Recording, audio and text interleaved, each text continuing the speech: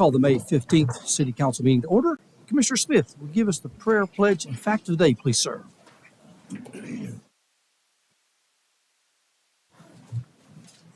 Our Fathers, once again, we come before your presence. Thankful for the many gifts and blessings you bestowed upon us. Thank you, God, for this opportunity to continue to serve as servants of your city. We ask that all that we shall say and do be pleasing and accepted in your sight and make a difference in the lives of others. This we pray in our Son Jesus' name. Amen. Amen. I pledge allegiance to the flag of the United States of America and to the republic for which it stands, one nation under God, indivisible, with liberty and justice for all. Fact of the day. On May 15, 1942, a bill establishing women's corps in the U.S. Army becomes law, creating the Women's Auxiliary Army Corps and granting women official military status. In May 1941, Representative Edith Norris Rogers of Massachusetts, the first Congresswoman ever from New England, introduced legislation that would enable women to serve in the Army in a non-combat positions. The bill passed in 1942, and the Auxiliary Corps gained official status and salary. Thousands of women enlisted in light of this new legislation. And in July 1943, the Auxiliary was dropped from the name, and the Women's Auxiliary Corps received full Army benefits in keeping with their male counterparts. The Women's Army Corps performed a wide variety of jobs, ranging from clerk to radio operator, electrician to air traffic controller. Women served in virtually every theater of engagement, from North Africa to Asia. Fact of the day.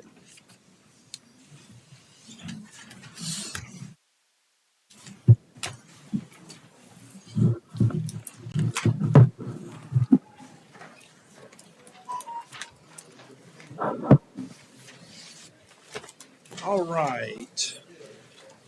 We got a couple of sets of minutes. I know that we had some thoughts about the one on April the 17th. So I would like to, for the record, I want to add one thing and then take something out. Under the report from our auditor, I just thought it was important that we have in there that that I asked the council members if you had any questions for him, because obviously he's been our auditor for the last 3 years. I know obviously we're looking at doing a forensic audit. So I want to make sure it was clear that I'd asked the commissioners if they had any questions, and that the answer was no. So I just want to make sure that's in there. And then the second thing is, under the mayor's report, I didn't recognize Commissioner Nesta, and so I don't think that his comments in the middle of my mayor's report should be included. So with those two changes, I'd like to ask for somebody to make a motion to approve with those amendments. Well, are minutes only what you approve, or are minutes what actually happened? I guess that's the question about minutes. No, sure. So it's what you approve that go in it? If you're not recognized, you're not recognized. It's just like if somebody outbursts from the crowd doesn't make it to the minutes. Yeah, that's not the same thing. And then we need to understand, I guess, moving forward, there's a substantial difference between the minutes from April 17th and the difference in the meeting minutes from May 1st. So we need to understand moving forward, and we've discussed this in detail even before I was elected, and then elected again. What is the point of the minutes? The majority of our municipalities in our area do 30,000-foot view minutes, but those minutes aren't being edited by one person. Our minutes are being edited, so that's why we do almost verbatim to make sure that they're accurately transcribed and provided to the residents. So again, what's the goal of our minutes? And let's be consistent moving forward, because even these sets of minutes that we have now are not consistent. I mean, I'd love to go to a less, I think I know they spend hours and hours and hours, especially like public comment, where there's not a real point to the discussion. Yes, they've got issues. We want to make sure those are brought to the attention and they're in the minutes. But I think if you look at the other cities, I think we're probably 2 or 3 times the amount of copy in our minutes as other cities. But we can be happy to go back to something lesser, and we'll have the the clerk, send you out the minutes with a much lesser amount of verbiage, but it's whatever the. Well, no, again, the point is, I'm fine with, I would like to be like other municipalities and keep it concise for our city clerk, but we have one person, you, Mr. Mayor, that's editing the minutes to make sure that it fits a certain narrative one way or the other. So that's the problem that it comes down to. I would love to see it be condensed and concise for our city clerk because she's very busy, her office is very busy. But again, we're dealing with one person editing it and then sending it out and saying, I don't know who edited that. No, I've always said I'm the one editing. And if there's something that you don't think that was appropriate, then that's obviously it's the vote of the council as to how we change them. So it's. Well, the vote of the council was always to make it, and again, before I was elected, was to make it verbatim. That's, although it's not consistent with local municipalities, that's what this council decided. And then it got switched without the council deciding that. So what's the pleasure of the board? To do what they already voted on. It needs to be verbatim. So you're saying any outburst in the crowd then would also then make the minutes as well? Correct. It's your job as chair to keep decorum in here. So, yes. Can I ask Susan, is there any way, do we have a policy regarding how we type our minutes or do Our we have minutes- a policy? We have always done, in the past, they were more brief. Okay, And as of late, we've been giving more and more and more, so they're almost verbatim. And it's not how most municipalities do it. They're supposed to be brief. Minutes are shortened like summaries. So, Just to make sure everybody understands, if you are not speaking into a mic, any such outburst in the crowd is not going to be heard or intelligible. I want to make sure that you all understand that. If you are Okay. not speaking into a mic, the audio is not going to pick it up intelligible. Okay. So I want to make sure that the expectations are understood.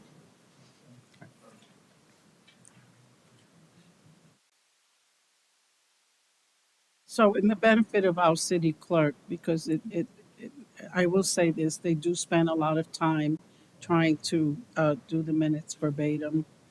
I just would like to see if we can look at the policy and just kind of make it not easier, but so that our city clerk and the staff upstairs can type the minutes in sort of a format that would at least have the cusp of what is being said. And a lot of the changes I make are names that Susan didn't when it came to the mic. She didn't know who they were, so I said, okay, this is the name, because obviously what you got over the mics didn't translate into what their name was. So a lot of times it's those kind of things. Some grammatical errors. I mean, this one was just, I thought it was important to put in there about So, asking the auditor for questions, but. because I know you have been sending it to us in a draft form. You send it to all of us at the same time in the draft. Well, that was only sent the last two meetings, and then Yeah. it was a long period of time before that had happened previously.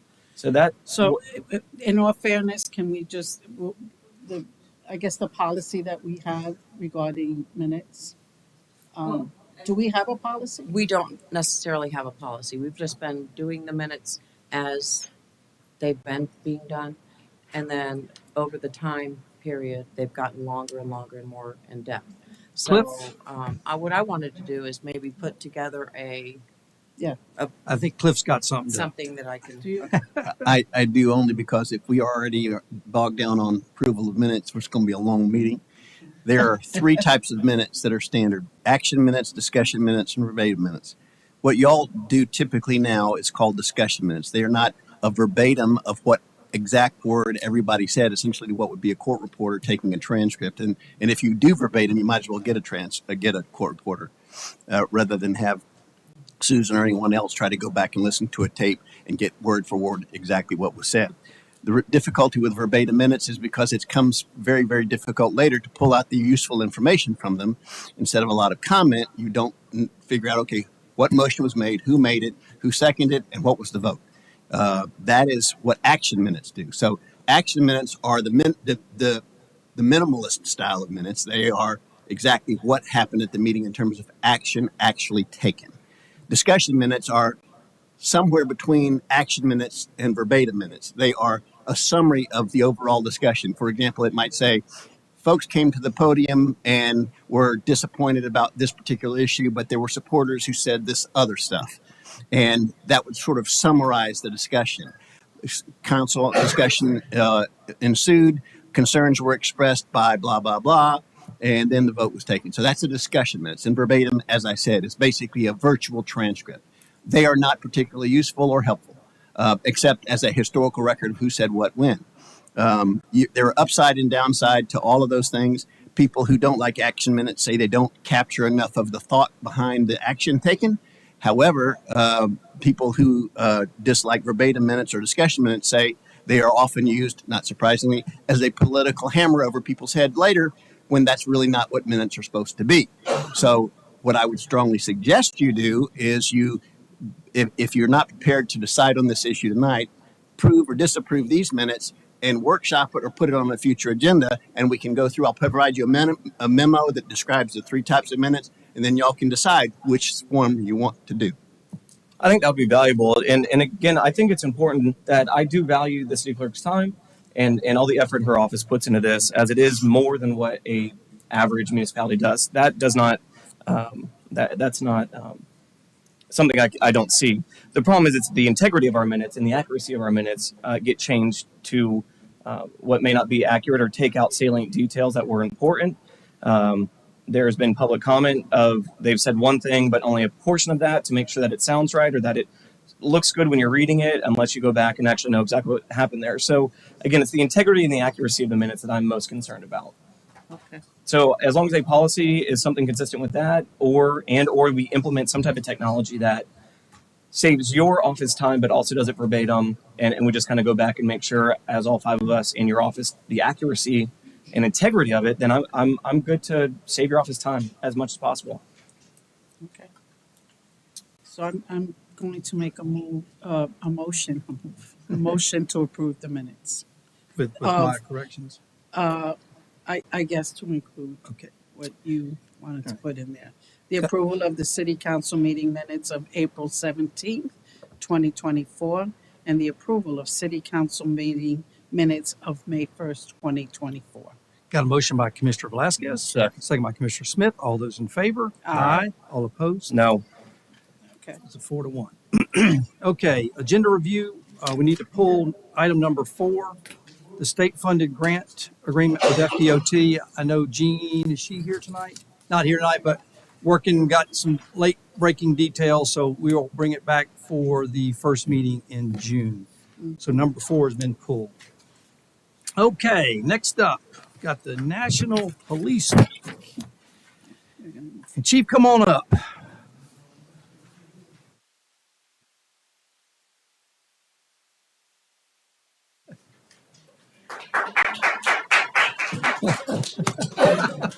I'm gonna read your proclamation first, but just so you give us a couple of compliments and comments. So anyway, we all know that we have one of the best police forces in all of Central Florida, and we're really proud of what they do for our community. I think one of the few communities, or one of maybe several, that really honor and cherish our police officers. And so we've got a proclamation, and it reads, whereas in 1962, President Kennedy proclaimed May 15th as National Peace Officers Memorial Day, in the calendar week in which May 15th falls as National Police Week.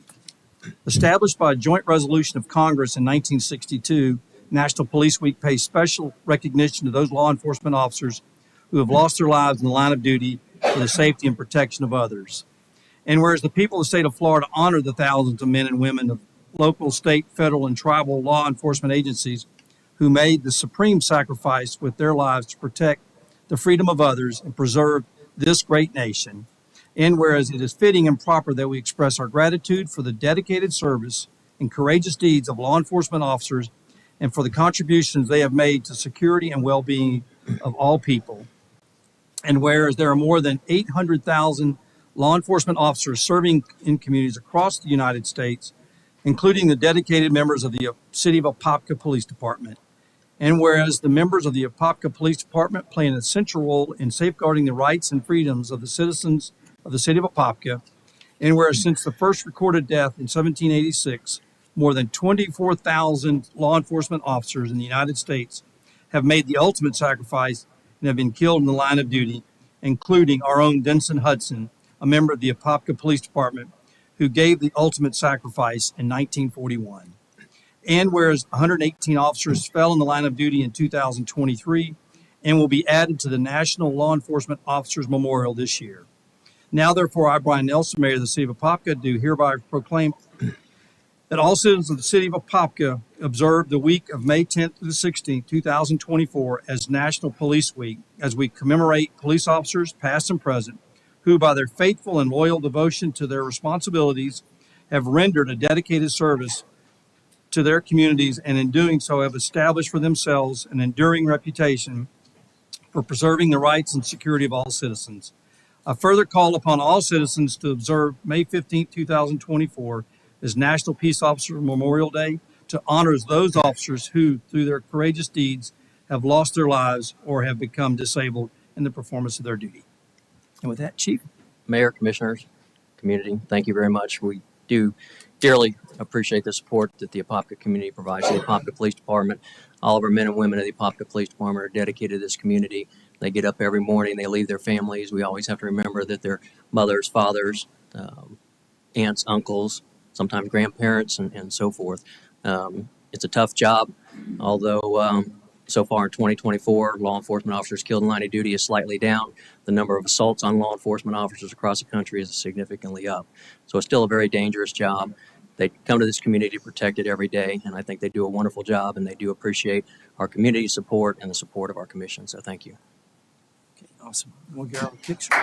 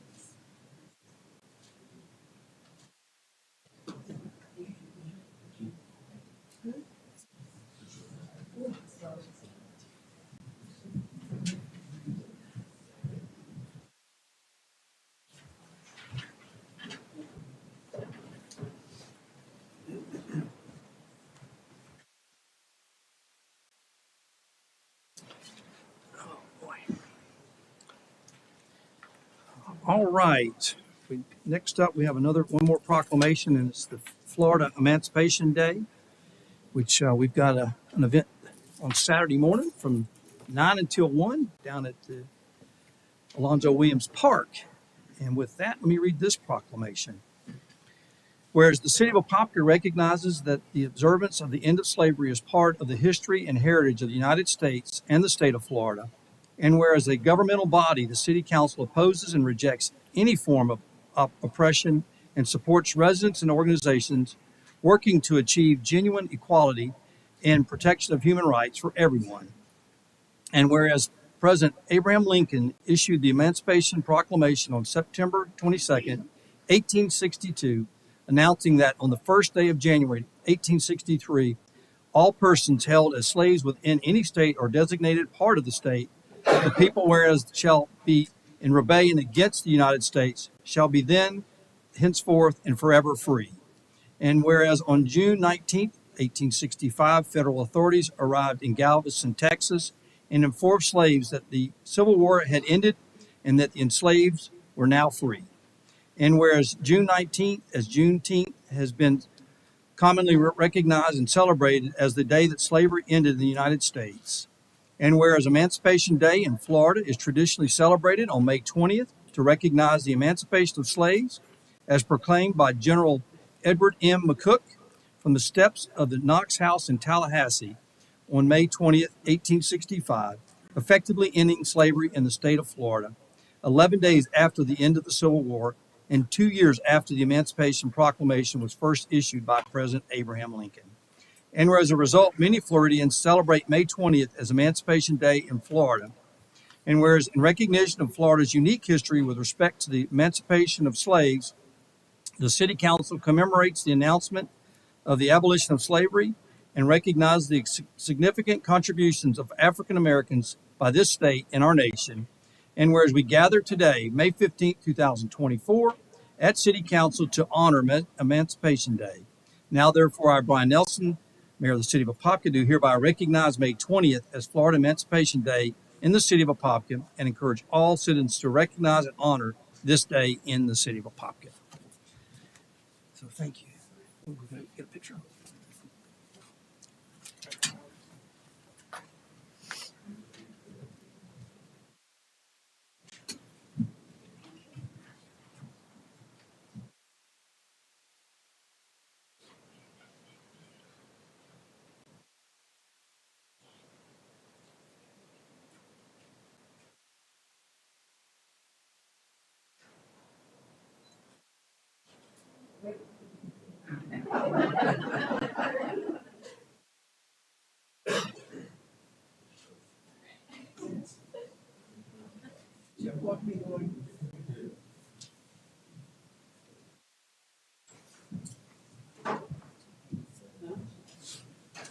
No, that's okay.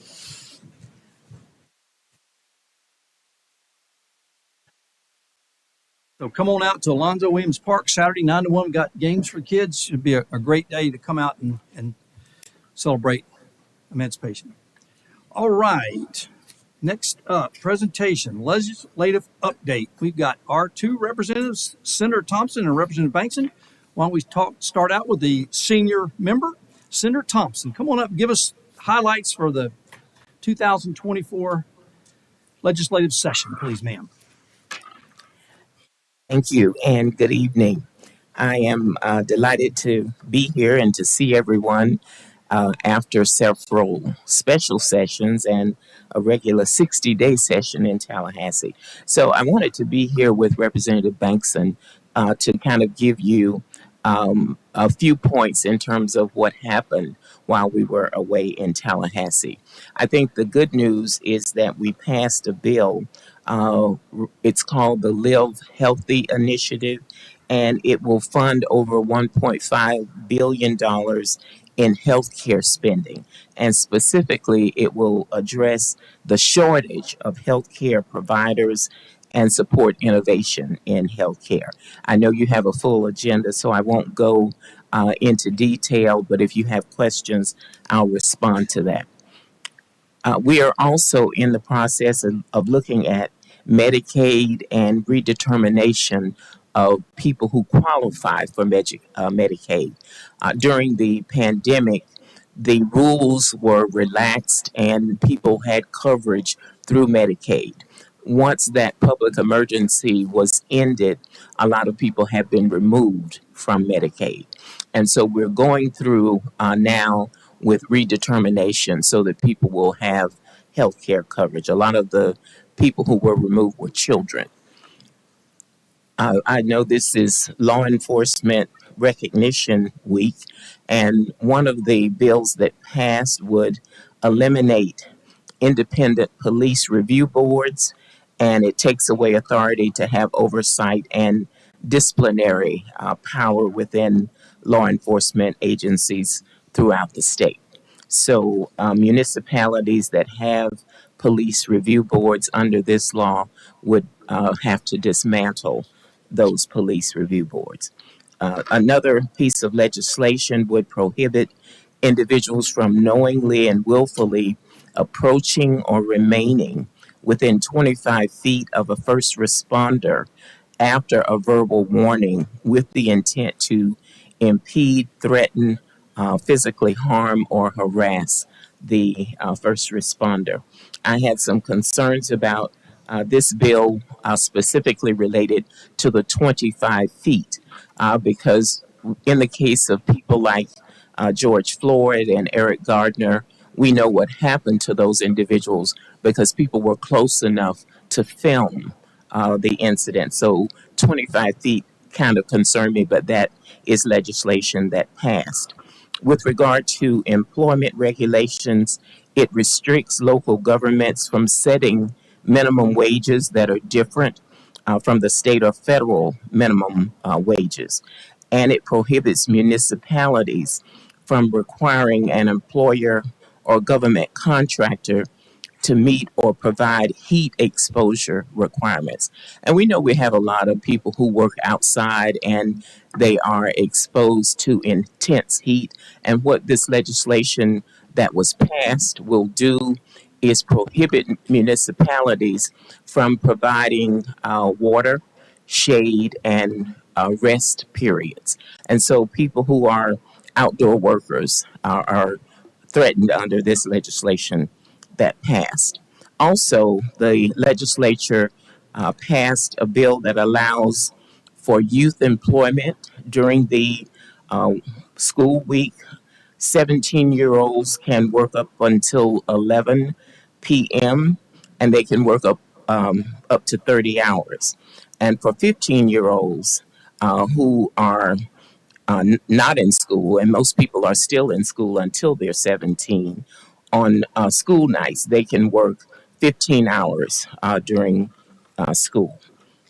We also passed legislation to deregulate public schools and put them on par with private schools. And what that means is in private schools where teachers don't have to be certified, don't have to have college degrees, etc., now within public schools, they would have that latitude as well. Uh, the school board, Orange County School Board, supported the deregulation because there is a teacher shortage, and they felt that this was a way to get people in the pipeline and get them trained so that they could become certified. A piece of legislation that failed would have made it illegal to harass, intimidate, threaten, or coerce an elections worker. And in this climate today, we have people who work for the supervisor of elections who have been threatened and who have been harassed. We passed legislation that would open up 3 licenses for people who were deemed to have been discriminated against in the medical marijuana industry. And these were black farmers who had filed a lawsuit about a decade ago, Pickford plaintiffs, who will now have 3 opportunities to obtain licenses for medical marijuana. One of the pieces of legislation that failed would have prohibited the removal of historic monuments, specifically Confederate statues. A bill that passed bills on penalties for individuals who were previously deported from the United States and then later arrested for illegally re-entering the U.S. or found guilty of participating in drug cartels. And because we have a worker shortage, I think the motivation for the new rules regarding young people working long hours while they are in school would then help to fill that worker shortage. I'm a former educator, so this concerns me a great deal. And I think in terms of our municipalities, one piece of legislation that you really want to know about and to be vigilant about is a bill that prohibits counties and municipalities from allowing public sleeping or camping on public property. Those individuals who are found to be sleeping or camping on public property would have to be removed and placed in a camp, which would have to be set up by the municipality. And even more challenging than that is that the state provided no money for the municipalities to set up these camps and to provide sanitation and protection for the individuals in these camps. So because you have a full agenda, as I said, I won't go through everything, but wanted to bring some things to your attention. We had a bill that failed that would have made it a requirement that 66% of voters approve anything that goes on the ballot as an amendment. Right now is 60%. And because it's 60%, we'll have Amendment 4 that would allow individuals to make their own medical decisions with regard to becoming a parent or not becoming a parent. And we also will have amendment with regard to recreational marijuana, or those things will be on the ballot. There are some dates that I want to call to your attention, and those have to do with voting. This year, the primary election is August 20th. And the deadline, if you want to request a vote by mail ballot, is August 8th. The deadline to request a ballot for the general election is October 24th. And then the general election is November 5th. So any questions that you have regarding things that I mentioned or things that I didn't after my colleague, Representative Bankson, makes a presentation, I'll come back and respond to your questions. Thank you, Senator. Representative Bankson.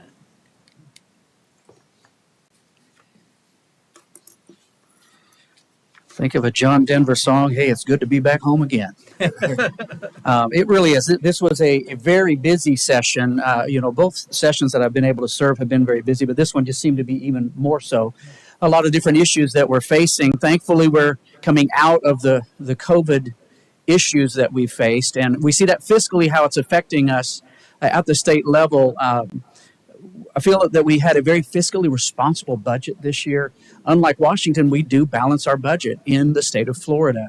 And so it's good to know what's coming. Some of the presentations that were given to us showed that even though we've had a great increase and we've been able to see and enjoy that in these past two cycles, literally I was able to bring home, if the governor, of course, doesn't get his scalpel out and remove some of these, $18 million in the last two sessions. And so I'm just excited about that. 10 of that, of course, for our Lake Apopka, that we want to see that restored. Much of that for septic to sewer conversion. Some that I was really happy to be able to work on with our Camp Thunderbird, and to be able to get septic sewer there and a kitchen renovation. So I hope those survive the scalpel. Other things, Steps for Women program, some great things together. I know the senator and I both were advocating for one that we weren't able to get across the finish line. I was very disappointed that we couldn't get funding for our workforce housing project. And I really, that was a focus for me. However, in the budget, I believe there's $380 million. I've got it in the notes there. That is set aside for workforce housing. So what they said was, as you approach this, if there's another avenue to pursue those funds, go after it that way, because they said we're going to begin to have to tighten the belt. And they showed us that even though we have a great increase right now in a surplus, in the next few years, we'll begin to see the revenues begin to not match that. And so based upon that, we've got a healthy reserve. And of course, you all know all of those. Let me talk a little bit more about what happened in session. For me, this year was able to pass 7 of the 11 bills I either directly sponsored or was a prime co-sponsor, a total of 10 bills in the last 2 sessions. And one of my favorite ones is the unlawful sale of alcohol beverages. We call it the hookah bill. And this is something I went to our sheriff and asked, what are the key priorities? I tried to do that with each of the municipalities in our region, in our district, and then, of course, both sheriffs. And this was at the top of the list. The bottom line is there are 96 of these in operation in Orange County alone. What they do is after hours, this doesn't affect those who sell legally and do it according to law, but those after hours, they will bring in trucks and begin to sell the alcohol illegally. It's promoted gang violence, even organized crime. But one of the most disturbing things was upon one of the buses, there are women in there that are tattooed with a scan code that men can scan them and choose the services that they want them to provide. It's the most demeaning thing to a woman that I just couldn't believe that this was happening.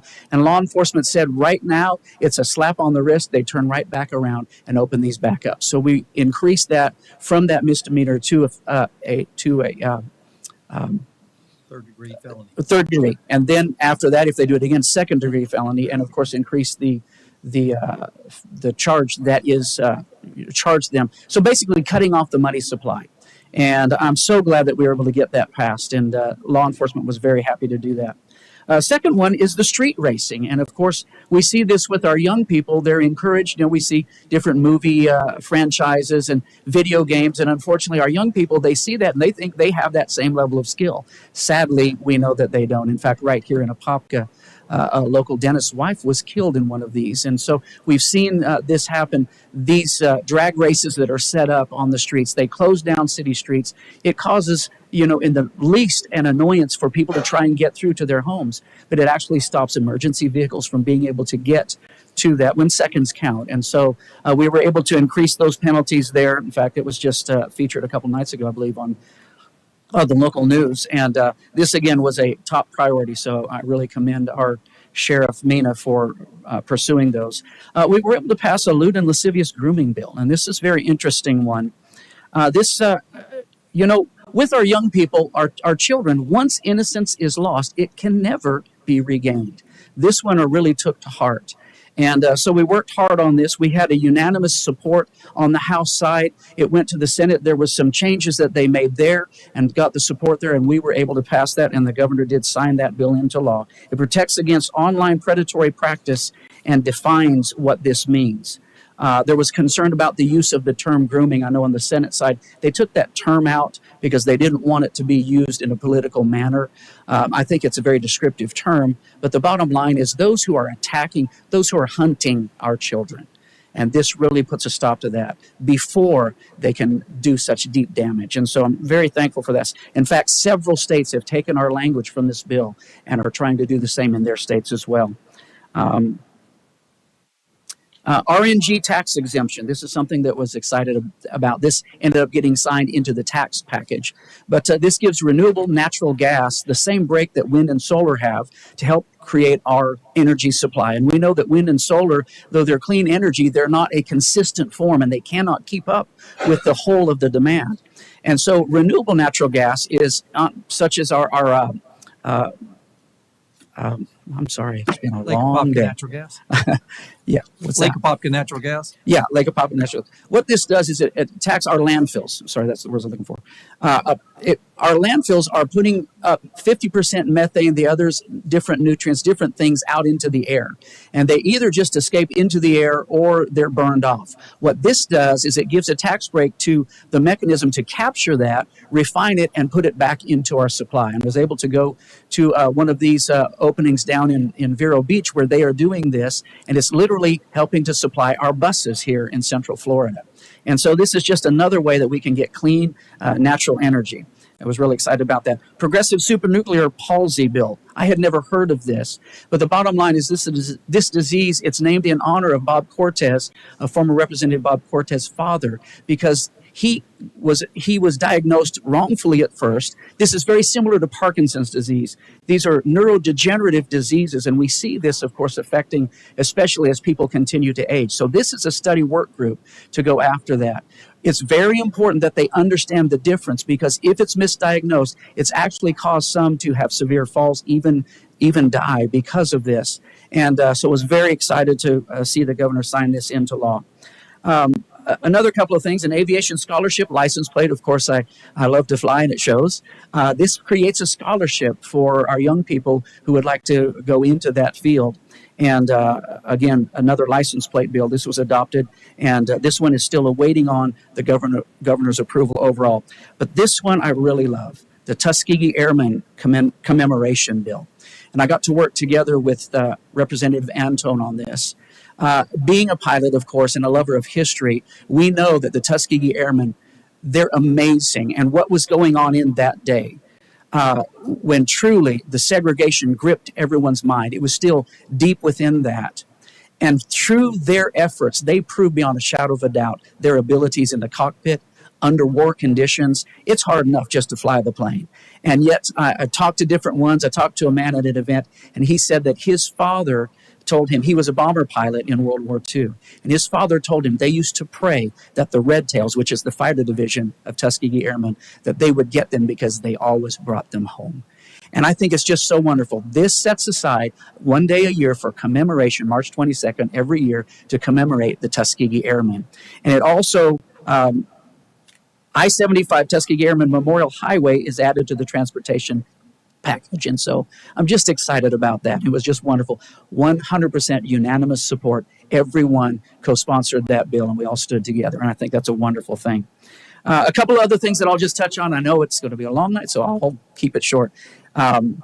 A state legal tender bill. This is something that I didn't get across the finish line, but I think it's very important and was able to make a lot of headway because this is very new. The bottom line is the Constitution gives us the right as a state to declare gold and silver as legal tender. Why that matters is, of course, we know the CBDC, this centralized bank digital currency, it's something that begins to get in and control the decisions of people, every purchase decision that we make. And I don't think that tends to liberty. So what this does is give back to the American people, in a sense, the gold standard. For 190 years, we had the gold standard backing our dollars.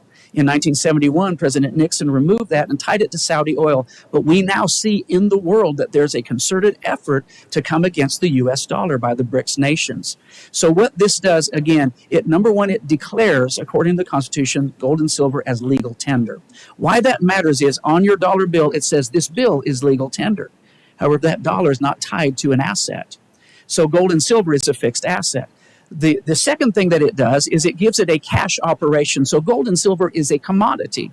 Anyone who has that as part of their portfolio, again, giving people the ability to begin to hedge their own support against the inflation that we see, this puts it in reach to the average American citizen.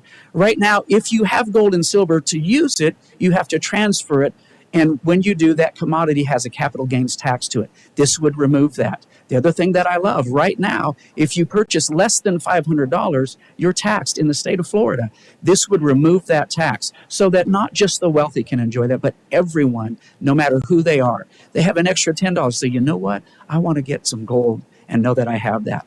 That's something that puts it in every American's reach, and I love that. There are 18 other states that are now looking at this legislation. Right now in Missouri, they're looking to pass this, and I called up the representative there because I used to live there for a little bit. I said, I know you're the show me state, but I wanted to win this, but the bottom line, we need to win as American people. So the last thing that it does is it gives the ability to spend it as cash. So just as you use a debit card, let's say, you can do that. It's the same transaction when you go to CVS and buy a pack of gum. You can purchase it in that way. It simply sells that amount on the open market instantaneously. So the vendor is not having to get micrograms of gold. It's a cash sale for them. So there are just many reasons why this is a real benefit for us. And again, it gained a lot of support as we're able to explain it. And so I anticipate we'll begin to see that move forward next time. I think it's a very important bill. And I hope Missouri, even though I wanted to win, I hope Missouri passes that this week. Several other states have passed portions of this. And so we see it coming. And again, I just think Florida is a good leader in these things. So glad to have a part in that. And one other one that, of course, it was my baby going in, but the vertiports bill. And literally we got right up to the end, but there was just a difference between our version, the Senate version. And I had worked for over a year with this industry. And vertiports, for those that don't know, are vertical takeoff and landing vehicles. I grew up watching the Jetsons. It puts us that much closer to that. But this is a major issue to help our clogged streets, rail, and all of these things that are very expensive. Right now, Joby is a company in California that by next year, they should be fully qualified to have a 4-passenger air taxi. And so we have to go through that process. FAA is still dealing with their part.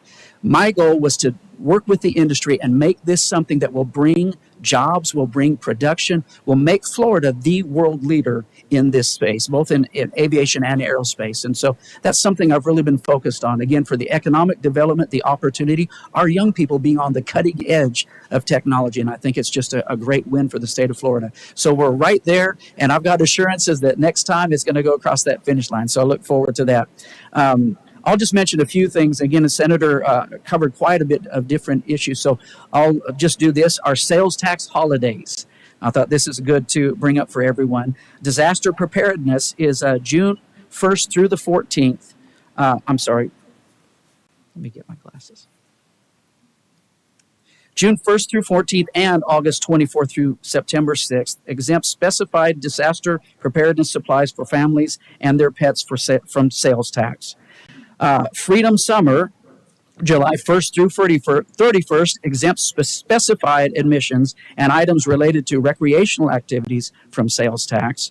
July 29th through August 11th, of course, our back to school tax holiday, clothing items priced $100 or less, school supplies $50 or less, computers and related accessories $1,500 or less, and learning aids and puzzles priced $30 or less. And finally, tool time, tools for skilled workers, September 1st through 7th, exempts specified tools commonly used by skilled trade workers for sales tax.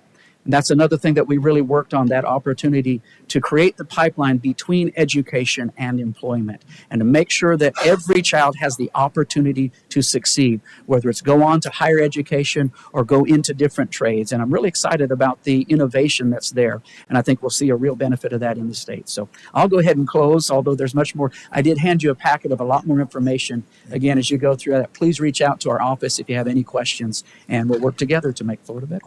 Awesome. Any questions for either the senator or rep? I just want to say we've got a great delegation. They do us proud in Tallahassee. So I so admire what they do for Apopka, and so commend you and your teams for. It's a team effort. So we thank you for what you do for Apopka. Any questions? Anybody? I just want to make one. The one that I also had a concern with was because we have such a large community of farm workers, I did have a concern with that heat exposure bill. That one saddened me that it was signed into legislation. But it is the reality. But just wanted to kind of say that that was the one bill that I was really concerned with. And did any of you support it, or just I opposed it. you opposed I it? opposed it. Did you? I did support it, and part of the issue is as we sat and went through the different areas of Florida, it was really designed for one specific issue that would have created something to actually be devastating for the workers themselves. At the same time, we want to make sure they're cared for. So that's something that I'm very open on, to make sure we do the right things, but the inadvertent things that would have happened to the industry itself, to our ag industry specifically, I was concerned about. And so it's tough to not have all those presentations here. It was something that did move the needle for me, although we need to make sure that they do have safety. Well, I was in the legislature when we passed a bill requiring rest and shade and water for athletes.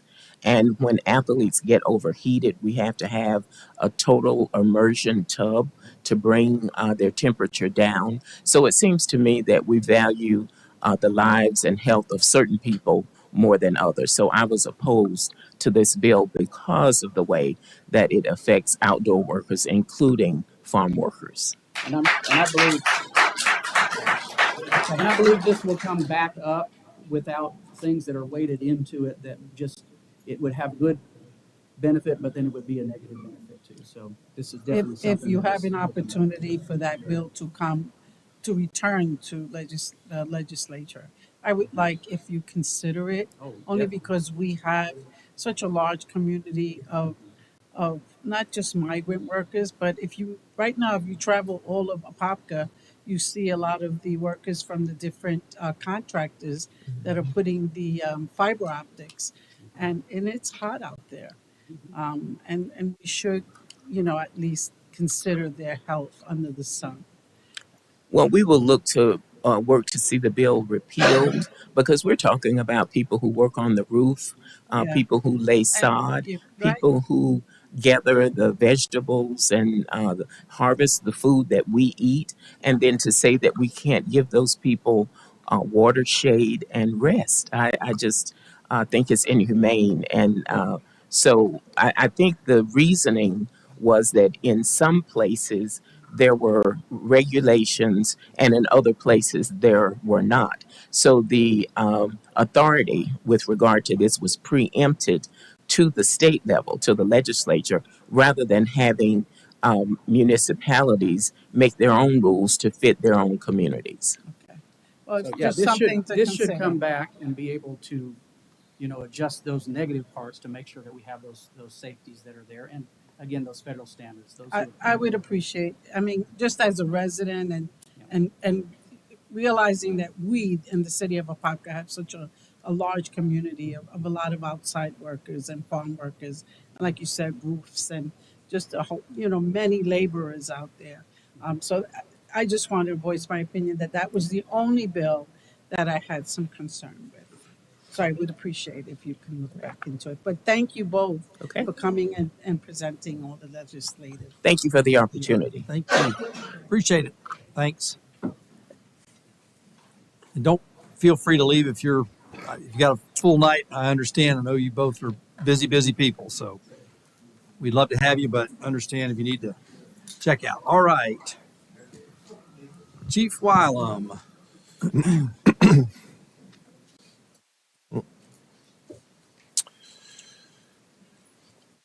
Good evening, Mayor, Commissioners, members of the public. Sean Bylam, Fire Chief. Tonight I'm here to provide the latest information on the relocation of temporary Fire Station 6. As you're aware, construction projects at Advent Health and Apopka are progressing, and it became apparent to Advent Health that our current temporary Station 6 would be affected, and that necessitated the relocation of the temporary station. Advent Health reached out to us in late 2023 with a timeline of construction for their second phase of their parking lot on the campus to begin in August of this year, 2024. They advised us that we would need to relocate by July of 2024. At that time, I advised Advent Health that I certainly understand the importance of our collaboration and wish to make this a smooth transition during this period. We began having regular meetings with Advent Health and began researching where we would relocate. As you recall, this was something that was brought up in a commissioning meeting before. Surprisingly, even at one point, we were told that we would not have to relocate and that they could complete the construction without us having to move until the permanent station was complete. This changed again in February of this year when Advent Health advised they would indeed need us to relocate and to continue with their project and moved up their timeline for us to be out. Given the upcoming construction activities and the need to ensure uninterrupted emergency response services to the community, we continue to research where to relocate our temporary station. We conducted a thorough assessment of various locations throughout the area. It was imperative to find a new location that allowed us to maintain our optimal response times and assess accessibility to the areas we serve, while also ensuring an optimal living arrangement for our firefighters. After careful consideration and evaluation of multiple options, we determined that relocating Station 6 to the Harmon on the Lake complex was our best course of action. This complex emerged as the most suitable option. It ensures no disruption in our response times, also allowing us to continue that prompt service that our community expects. Additionally, the amenities and facilities offered by the complex met the needs of our personnel, ensuring their comfort and well-being during their stay. Another nice place about this piece of property was we own the property just to the east, 2139 Harmon Road, which we have staged the Quint for our response. We have worked with Advent Health, Public Services, Facilities, Duke Energy, Harmon on the Lake, and a contractor to facilitate this move. I appreciate everyone's cooperation and support as we work forward to continue this transition. I specifically want to thank the men and women of our department, my administrative staff, you, the council, for your support, the Advent team, Dio and Mike Ortiz from Public Services, Bradley and AJ with Facilities, Rob and Bob and Nestor with IT, and others for making this as smooth as possible. I'm confident this decision will be able to enable us to maintain the highest standards of service that our community expects from us and providing the needed accommodations for our Station 6 personnel until that we complete the transition into our permanent Station 6. With that, I have some pictures.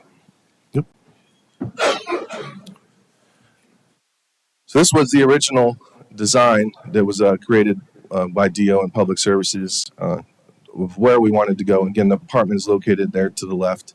That's our actual apartment location. We wanted to make sure that our apparatus, which is our Quint, which is one of our longer trucks, has the opportunity to safely pull off Harmon Road and make that 3-point turn so they can back into the fire truck awning, which is the top. So that was part of the design for that. This is actually a layout of the apartment that we chose. It's a 3-bedroom apartment. It allows the officer to have his own bedroom and bathroom, and the engineer and firefighter to have their own bedrooms, and they actually share a bathroom. This is a slightly different. The old temporary Station 6 only had one restroom that they had to share. So we actually got an additional bathroom with this. So this is a picture as you enter our new Station 6. That's the main room there where they eat. Directly to the right, that's another positive we got, was the addition of a washer and dryer, which is included with the apartment. The old Station 6 did not have that, so it's an upgrade. To the left is a picture of the officer's room. That's where he sleeps and can do his work. And then each of that room to the right is the one of the firefighters, and in this room to the left is engineers. Again, that's their shared restroom they have there. To the left is just another view of the apartment from the other way.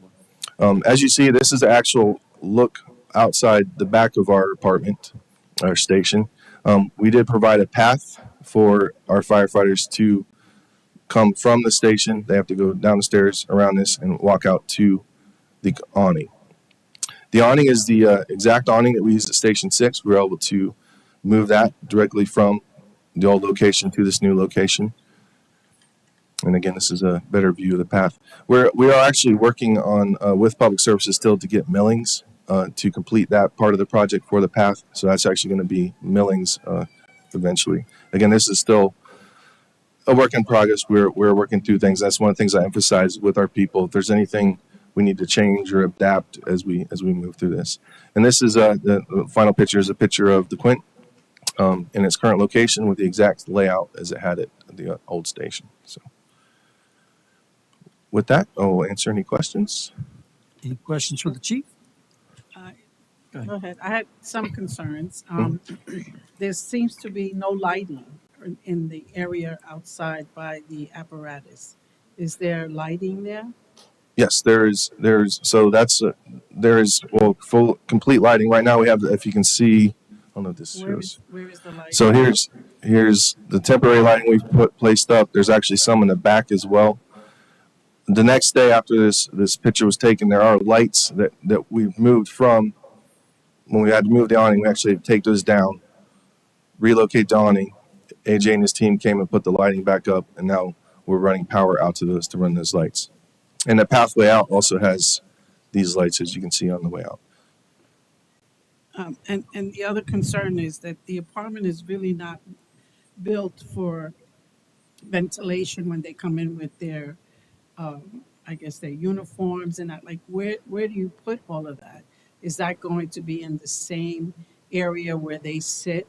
I mean, because the firehouses are all equipped for to kind of separate the firefighter from their I guess, what's the proper name for their uniforms? Their bunker gear. Yeah, the bunker gear. There it Yes. is. Yeah, so that's one thing, we worked on last year was getting everyone a second set, first and foremost. So anytime a fire does happen, that's something that they bag up now. They're instructed to bag up and switch to their second set of bunker gear. But where are they doing that? In the apartment? No. That's something that's typically done either outside of the apparatus or even on scene.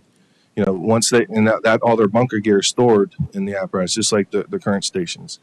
Right now, we're working on getting In that where the apparatus is at, there's room for all of that? Yes, ma'am. There is? Yeah. I'll have to, Yeah, it's been in place since the old temporary station as well. how did they handle that in the old, and when they were at the hospital, how did they handle that? So if there was a fire and they needed their stuff cleaned, they would come to Station 1. Again, we have we call bigger washers and dryers, but specifically for the bunker gear. And again, that's something we put in the budget to place at every station in the future.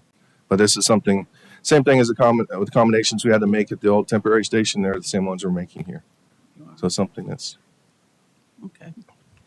So when they're all inside the apartment, um, is there any kind of security for your apparatus? yeah, there's actually 2 working cameras now. They're up in place and have been working. And also we're working on getting alerts, and those to go directly to dispatch. Okay. So it's something to have an eye on. Same as it was at the old temporary station. It's the So same. you're setting it up the same way. Mhm.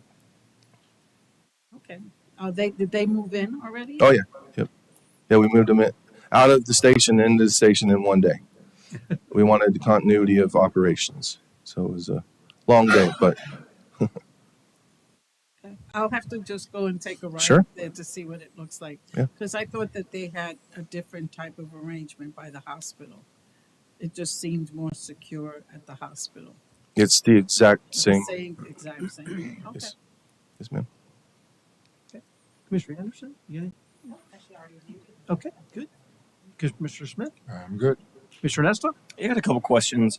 I too, similar to Commissioner Velazquez, had concerns about their storage of equipment, things like that, being in that apartment itself. And I guess the concern too, it's being on the second floor. We're going to have complaints from other residents, correct? I mean, we're expecting. I hope not. this. No, that's one of the biggest things we emphasized with our men and women is we need to be good neighbors. We're guests there, and So how does that pragmatically work with tones going off at 3 a.m., them running out to the truck at 3 a.m., coming back, sirens? I mean, you can only be so quiet. So I'm really concerned, I guess, because I'm sure there's something built in the lease of you can't disturb other neighbors. So that was the nice thing about our apartment location. It's actually the end apartment, and where the night tone. That's one thing we were able to incorporate in this. Still, it was the night mode for our tones.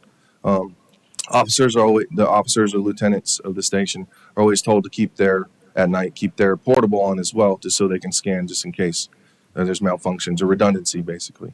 But the night mode allows the tones only to go off. It's for that station, and for if that unit is going on a call. So night calls are not as often as obviously as day calls, if that makes sense. Like they're not going to get alerted quite as often. That's something that we can address in the future, but right now it's. well, I just think we need to get ahead of that. It's gonna happen. So we just need to get ahead of that in some capacity. What's the price we're paying on that, and what's the length of the lease? So the lease was for 18 months, and the price was I will get you exact figure, but $2,300 a month. We were paying $2,800 at the old station. Aren't we still paying that lease though, up until a certain date? We're actually making our final payments. Okay, so we are still paying that. Okay, got it. And then in reference to True Fire Station 6, Mhm. walk me through the timeline on that one again, of when that should be finished. So what we and I believe I gave Mr. Babrick, did he forward you the email the other day? All of you the email from they're starting work this Monday, Okay. which is very exciting. It's been a long time coming. We've worked through a lot of different issues to get us here, but we're here. They've told us 320 days, but they're expecting any time between March and April of next year. Okay. Perfect. Thank you. And just to reiterate, that it's approximately $2 million more than when we originally started that project, correct? Mhm. Okay. Yeah, we're having a consistent theme right now with the city of delays and costing lots of millions of dollars. So I like to keep track of that. So thank you. I appreciate the update. All right, thanks, Chief, appreciate it. Okay, next up, Bobby Howell, rewrite of the transportation element, comprehensive plan. Thank you. Good evening. The city's transportation element of the comprehensive plan was adopted in 2009. So it was adopted about 15 years ago. And what we've done is we contracted with Kimley Horn to prepare the rewrite of the transportation element. Tonight, Mr. Mike Woodward and Mr. Evan Magley are here from Kimley Horn to discuss the process and answer any questions that you might have. And afterwards, we're looking to bring the element forward to transmittal hearing on the June 5th City Council meeting. So with that, I'll turn it over to the gentleman from Kimley Horn. All right, hey, glad to be here. My name's Mike Woodward, as introduced by Bobby there, and we'll talk through some of the process to start with. So we did present this item to the Planning Commission previously in March 12th, and then again yesterday. We did a little bit of an overview of some of the comments that we've had since then. Today's presentation, as mentioned, is informational only. We do intend to come back June 5th, and at that point in time, we will ask for your approval to transmit to the Department of Commerce, which used to be DEO and before that DCA.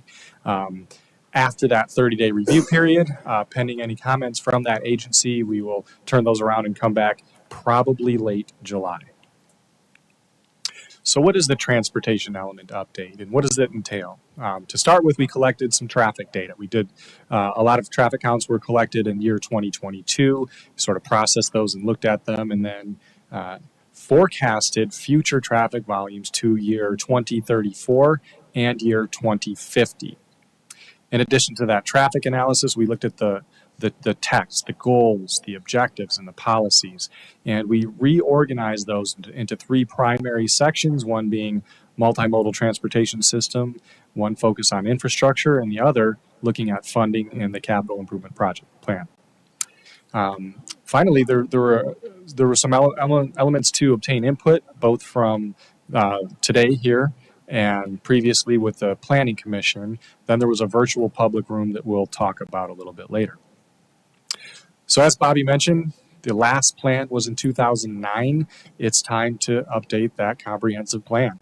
That the transportation element is one of several different elements. They're all being updated, and per statute, they have to have a planning horizon that goes out at least 10 years, and the current one goes out to 2030. So that's too soon, and we need to look a little bit further ahead for this type of a plan.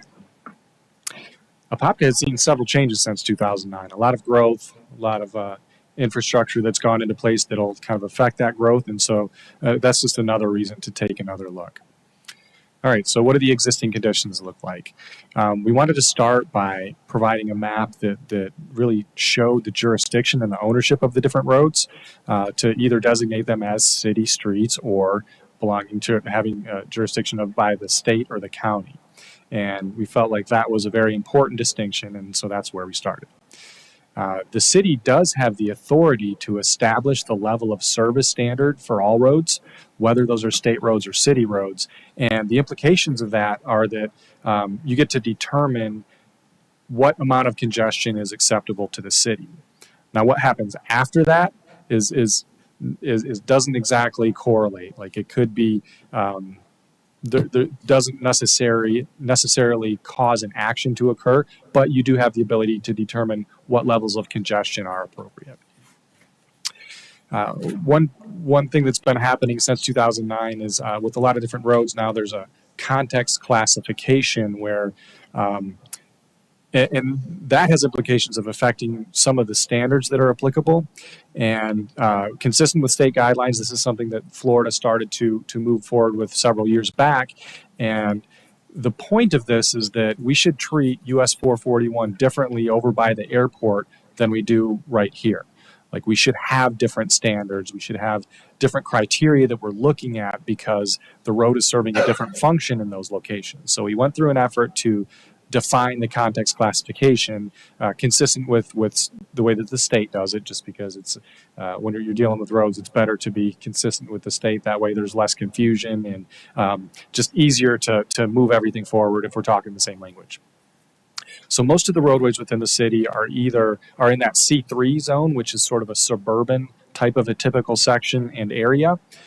There are some areas where we have rural sections, and then a little bit in the downtown area where we do have some urban context classifications. As far as levels of service, these are assigned in our industry between A and F.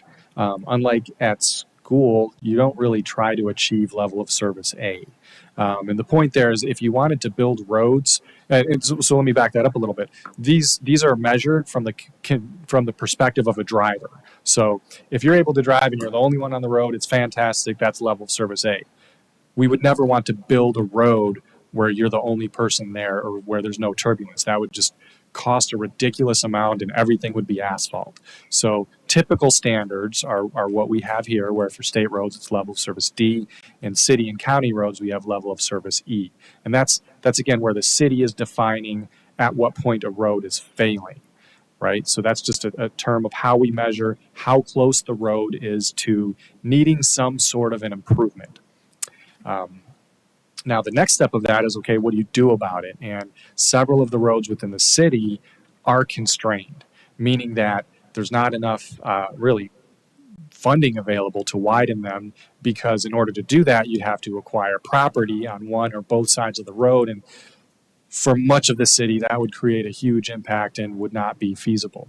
Now, there are several exceptions to that we'll go through today in the city's plan of which roads to address between now and 2034 and then 2050. So under existing conditions, and I say existing meaning 2022 when the data were collected, everything was operating acceptably. We did have a little bit of a dip, probably globally in traffic right around 2022 or 2020, but then by 2022 we had kind of made it pretty much back to that level of where we were in year 2019. And since then, levels have continued to increase as development has occurred. So I think if we were to go out and look today, we probably would find some locations that are much closer to that adopted level of service. Speaking of the future, by 2034, here's some roadway improvements that the city has planned. Highlighted in yellow here: extending Sadler to connect from Golden Gem over to Plymouth Sorrento. Extending Effie Drive south from Kelly Park Road down to Sadler Road extension. Then some widenings. One of them is Apopka Road between Keene and 13th Street. Widen that from 2 lanes to a 4-lane. And then widening Kelly Park Road from Waypoint Boulevard, which is just west of Golden Gem, over to Plymouth Sorrento Road, which is just the other side of the 429. That'll be widening from 2 lanes to a 4-lane divided facility. So after those roadway improvements have occurred, the resulting level of service is that we will see some congestion along 436, along US 441, along County Road 435, and then along Welch Road from really Rock Springs Road all the way over to Wekiva Springs Road. So Welch Road is the only city road that we're expecting to see these adverse levels of service by year 2034. So now that we go to 2050, looking at a little bit further out, some improvements that are planned by the city are to extend Golden Gem Road from Kelly Park Road going north up to Ondich Road. And then to widen several facilities. Now, 429 is first on the list. Of course, that's a CFX project, not something where the city's going to be paying for, but that will widen from 4 lanes to 6 lanes. Then the city's looking at Plymouth Sorrento Road between Lake County Line over to Kelly Park Road.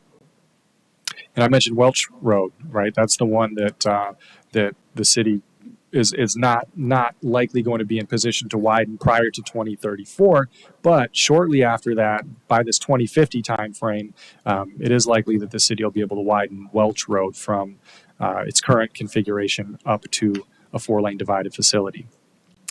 And then Kelly Park Road, the portion just east of where the initial widening stopped, widen that over to Jason Dwelly, and that's about as far as you'll likely need to widen Kelly Park Road for the foreseeable future. All of us will be most likely retired if you ever need to widen it further east of that location. And then Vic Road from Old Dixie up to Ponkin, that's another widening from 2 lanes to 4 lanes. After those improvements are made, we still are going to have congestion throughout the city. If you look at all the red lines here, you could kind of take a version of this map and put it anywhere in Central Florida, and you're going to see a lot of red. That's not unique to the city of Apopka. This region is growing. It's going to continue to grow. It's one of the fastest growing areas in the country. Um, and so there's not much we can do about this. We can do the best we can. We can plan ahead. We can look at being as efficient as possible, but the roadway network by year 2050 is going to be pretty congested unless those, I guess we can have some vertiports that'll have people flying in really automated electronic helicopters, but that's not going to solve, that's not going to be a day-to-day mode of travel for most people. I will point out that several of the roads on this list are state roads and are county roads. One exception to that is Kelly Park Road, as I mentioned before, from Waypoint to Plymouth Sorrento. That's the portion that's under design right now to get widened. Now, by 2050, that 4-lane divided facility is also going to be over capacity. But it's probably not in your best interest to try to widen that to a 6-lane road because of the type of a community that you're looking to grow there, consistent with the Kelly Park interchange area planning requirements. So that's something that will be congested in the future, and that's okay. Additionally, from Mount Plymouth to that's the sort of eastern portion of Kelly Park Road, from Mount Plymouth to Rock Springs Road, that one towards that 2050 year is also going to have some congestion, and that's something that where you could consider some intersection treatments or some measures to make it operate more efficiently.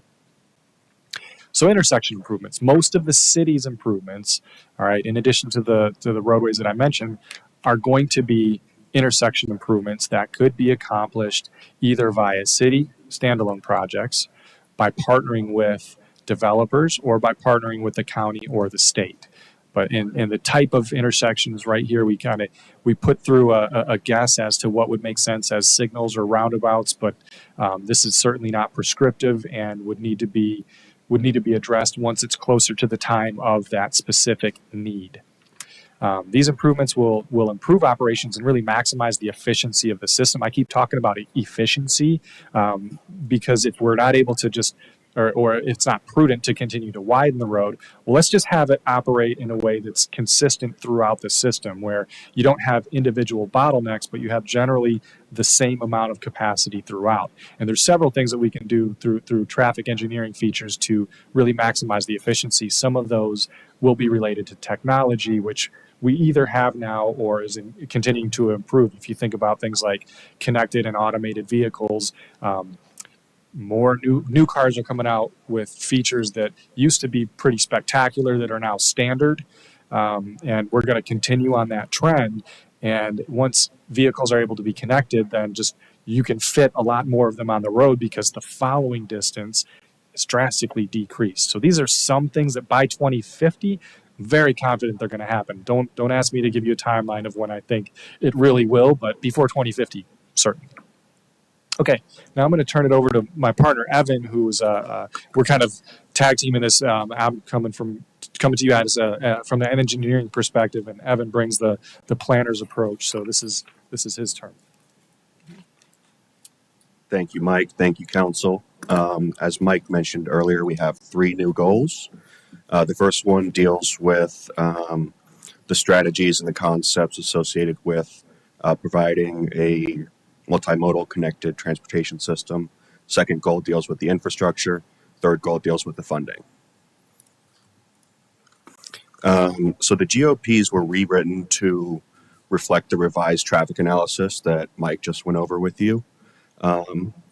They're streamlined, reorganized. We reworked some parts that the language was better suited to the land development code than the comprehensive plan. And we put a lot of emphasis on safety and multimodality. Speaking of safety, we tried to incorporate it into almost everything with context-sensitive design measures like traffic calming and lower target speeds. We try to be consistent with Vision Zero and Target Zero, which share the same goal of eliminating serious injuries and fatalities. Target Zero is just FDOT's version of Vision Zero. And then there's an emphasis on safety for vulnerable users. Here we go. Multimodal facilities and complete streets. The goal here is to increase the options available to the residents of the city of Apopka, not to force them into one mode or another. And we're hoping to reduce environmental impacts and promote resiliency through that process. So the goal is just for roads to function for all people, even if you don't have a car.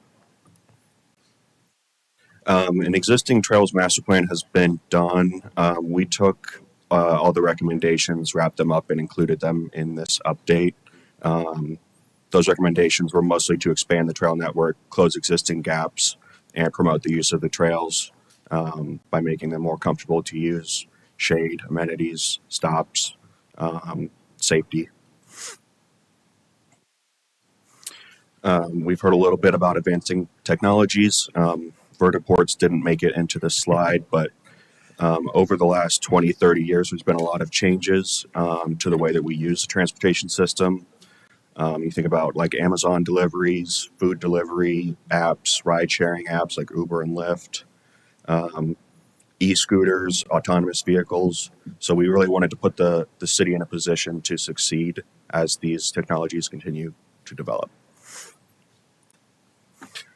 These are some of the partners that the city's had success in working with to maximize the efficiency of the transportation system. There may be others in the future, but these are just some of the ones that we wanted to highlight. And I will hand it back to Mike to wrap up. Okay, back to just a reminder of the process. No action tonight, just information. Intend to be back for the June 5th, and then again in July. As far as public input goes, we've had this virtual public meeting room open for like over a month now, and we've had some comments come in from there, and then I'll kind of walk through some of the comments that we received from the Planning Commission. I'll start with the Planning Commission. So in the March meeting, there was some comments about some of the language that we had that was pertaining to single occupant vehicle, and we had some goals that talked about kind of moving people away from that. And based on that comment, we went back and made some changes to that language to have it much more focused on the goal of providing options. Not that we're trying to be prescriptive or tell people what to do, but that we do want to make sure that there are facilities available for people to choose how they're going to travel. There was a comment about, or a question about, how do we improve the deficiencies on state and county roads? And the answer there is partnership.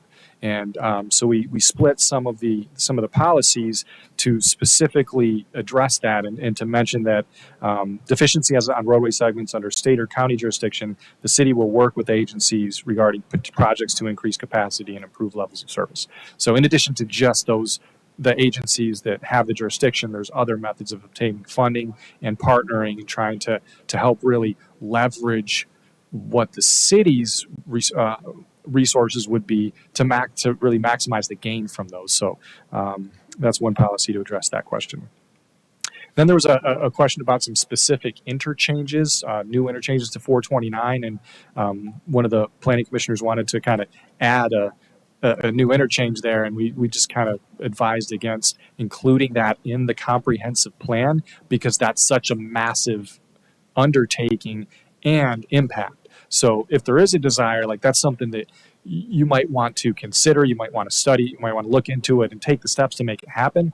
But it would be certainly the cart before the horse to put it in your comprehensive plan before evaluating it and coordinating with CFX. As far as comments from the virtual room, there were some about the levels of service where there was a desire for a more robust definition, as well as to have more functionality with the maps. We showed some still images of all the maps, and people wanted to be able to kind of turn layers on and off.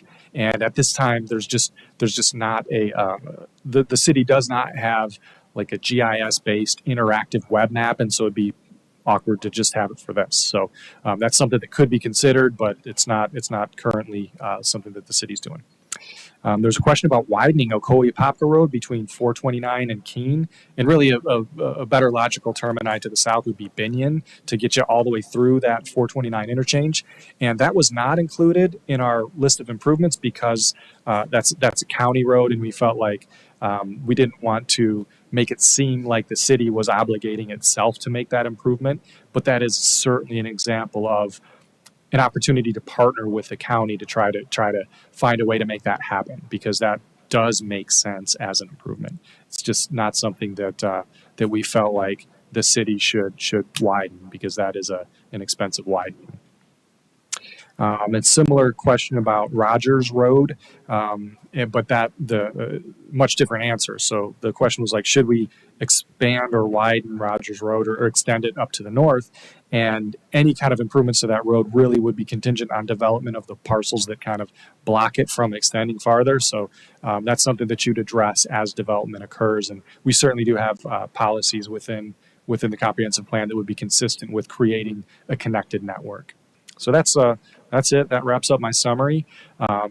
Just want to kind of go over a quick conclusion here. Most of the future deficiencies that we showed are anticipated to be on state and county roads, not city roads. The city does have several intersection improvements planned, and the goals, objectives, and policies. So most of the text was reformatted to emphasize safety, to emphasize multimodal transportation and complete streets, to talk about advancing technologies, and to coordinate with multiple agencies. Now, the public that virtual meeting room, we're going to keep that open until we come back to you on that June 5th meeting. So if we get additional comments, or if we want to talk through things in this meeting, whatever changes are made, we would have those in place in the full response prior to that June 5th meeting, when we would be asking for transmittal. So that now that really is the end. Okay. So you said you did this study. First of all, thank you. It has so much information. And but what time of the year did you collect the data for this transportation? So the data collection, actually, it was collected prior to us getting involved in the project. So it was collected by others, but it was collected throughout the year. Now, a standard practice is to adjust that based on seasonal factors. So we have data points where there are continuous counts, like every day, 365 days a year, and we'll use those to calibrate counts that are taken whatever time of year. So we'll apply a factor. It's typically between like 0.92 and 1.04, and that adjusts it all, like, pretty near 1, but it adjusts things either up or down to match an average annual number. So it kind of averages it out. So if you take the counts during the busiest season, you'll adjust them down. If you take it during the lightest season, you'll adjust it up. Now, there's other areas of Florida that are much more prone to snowbirds, where that seasonal factor is much greater than what we'll see in Apopka. But that's just a common practice to have them sort of match average conditions. So, Emmett, you made one comment, which I kind of put an asterisk on it. Welch Road. Yeah. You said it's not realistic for 2030, that's probably something that will be realistic 2050. That's widening that one from 2 or 3 to 4 lanes. Yeah, it's the need for the widening is likely a little bit farther out, and so I shouldn't use terms like I mean, likely is probably about the most certain I could be with that. Okay. So it's probably not going to be needed until like right as we get pretty close to 2034, and then should be widened shortly afterwards. So, but it's all right in that kind of time frame when we see the need and then a potential improvement. All right around there. There's nothing magical about year 2034. It could be a little bit before or a little bit after. Because along Waukiva Springs Road is the conservation park there that we have. And that's something that, would they give any of that right away for a widening of the road? Would they do that? That's it. Vic, he's talking Vic. You're talking No, I'm Welch? Just talking about Welch. Okay, Yeah, okay. Rock Springs Road through Waukiva Springs Road. that's going straight across. And that whole road is basically on one side, it's got the conservation park there. So we haven't gone through that level of detail to say exactly like, do we need right of way, yes or no? And if we get to the point of looking at it and right of way is necessary and you need it from the park or something and it just becomes not feasible, well then you'd have to look at other types of mitigation, other types of improvements. But it's too early for us. Like we didn't get into that level of detail on the individual projects. Okay. You took this over from whom? Oh, we took someone else did the traffic counts. So we did the analysis, but there was a firm called Luke Consulting that did the actual traffic counts. Okay. So we did the analysis and wrote the terms. It's not like halfway through we switched. It's just that was a completely different task. That was the data collection. So, and I saw a QR. Yes. Oh, okay. So there it is. Yes, for the public comments. I could get back to that and just leave that up for And that'll be more open time. until, I'm sorry, you didn't mention till when? Until? Right until June 5th. I mean, hopefully that's when we're going to come back to you. Hopefully we don't get too many comments day of that we won't have time to think through. But we wanted to keep it open as long as we could, and then certainly once it gets transmitted, that would be a good point to turn it off. Okay. Thank you. You're welcome. Mr. Anderson, any questions? Mr. Smith? Yes. Are these dates, I guess, in stone? Should funding become available? Could some of these improvements be moved up and done sooner? Certainly, this is your comprehensive plan, and by having improvements in there, sometimes that can help when you're trying to apply for a grant. Right. One of the questions might be, is this in your long range plan? It's if you can say yes, then maybe you score a little bit higher compared to some other projects that are competing for a similar grant. So it's definitely to your benefit to have the types of improvements that you know you want to do. The specific year when they happen, completely dependent on funding. And there's not a long time ago, there used to be requirements for certain portions to be financially feasible. Now that's not a requirement anymore. You just, and if they're not financially feasible, you just have to kind of say that. If you do have a funding source identified, great. If you don't, you can still have needs and show them. And if funding does become available, you can certainly move a project forward. By all means, yes. All right. Mr. Nesta? Thank you for the presentation. Very detailed. I appreciate that. In other municipalities, do you see a comprehensive plan tied back to a strategic plan of sorts? Like the overall plan, yes. And so like this is the transportation element, which needs to be consistent with the future land use element. And that's basically making sure that, okay, if you have a future land use element, it's going to say, here's where our development is going to be concentrated in the future. Well, I need to know that if I'm going to say what the traffic volumes are going to be. So if I didn't have that information available, then I'd be sort of like guessing on my own. So this portion of the plan is tied into that, and the future land uses for the area are they get kind of vetted on a 5-year basis, in addition to any kind of comprehensive planning. So we do have the latest future land use criteria or designations and the resulting intensities and densities assumed for this plan. Okay. But as far as that's about the best I can do to answer your question. As far as a separate plan called a strategic plan, I would just say it needs to tie into the rest of the elements of the comp plan, and the entire comprehensive plan needs to be internally consistent. That's one of the main things that the reviewing agency at the state will comment on, is if your plan isn't consistent with itself, they're going to call you out on it. Sure. Which very rational. Okay. All right. Thank you. You're welcome. And one thing, Bobby, if you wouldn't mind trying to put together like a third page sheet with the QR code, and let's have it out there for Mr. William Bradley to have it for our last concert this weekend. Be good to have that so they could have something to take with them for the folks that'll be at our concert Saturday night. So give them one last chance, not to the last minute, but this Saturday night. So if Bobby, if you could work on that, and Thank you. That was very, very well presented.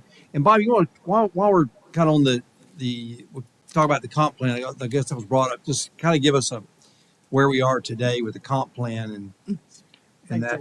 I spoke to Bobby yesterday about Yeah, so we've contracted with on the other elements of the comp plan, which there are about 8 other elements, such as public schools, facilities elements, infrastructure elements, capital improvement, future land use element, housing element. We contracted several years ago with the East Central Florida Regional Planning Council on that. They've had quite a bit of staff turnover in the past year or two. And we've been kind of frustrated with the lack of progress we've had on it. We've had to wait for some numbers from the Schimberg up at the University of Florida. We've kind of gotten to the point where we've gotten some of the elements, the draft elements, back from the Regional Planning Council. Our staff is reviewing that now, and we would like to have the Regional Planning Council come within the next several months and do a presentation such as Mr. Woodward and Mr. Magley did in regards to the transportation element. would it be more conducive to do a workshop? Because obviously this was done when I wasn't on the council, and now we have a new member on the council. So a workshop just to kind of get an overview. Yeah, we could do like a of joint that workshop with the Planning Commission and the City before they Council, make the kind presentation. of like what we did with the Wild Oaks development plan. Thank you. Thanks, Bobby. Appreciate it. All right. Bradley Williams. Bradley Williams, Parks and Rec Director. Good evening, Mayor and Commissioners. It's my privilege this evening to introduce the Apopka Historical Society President, Maribel Brinkle, to give us a brief history of the 55 years at the Apopka Museum. So I'll hand it over to her.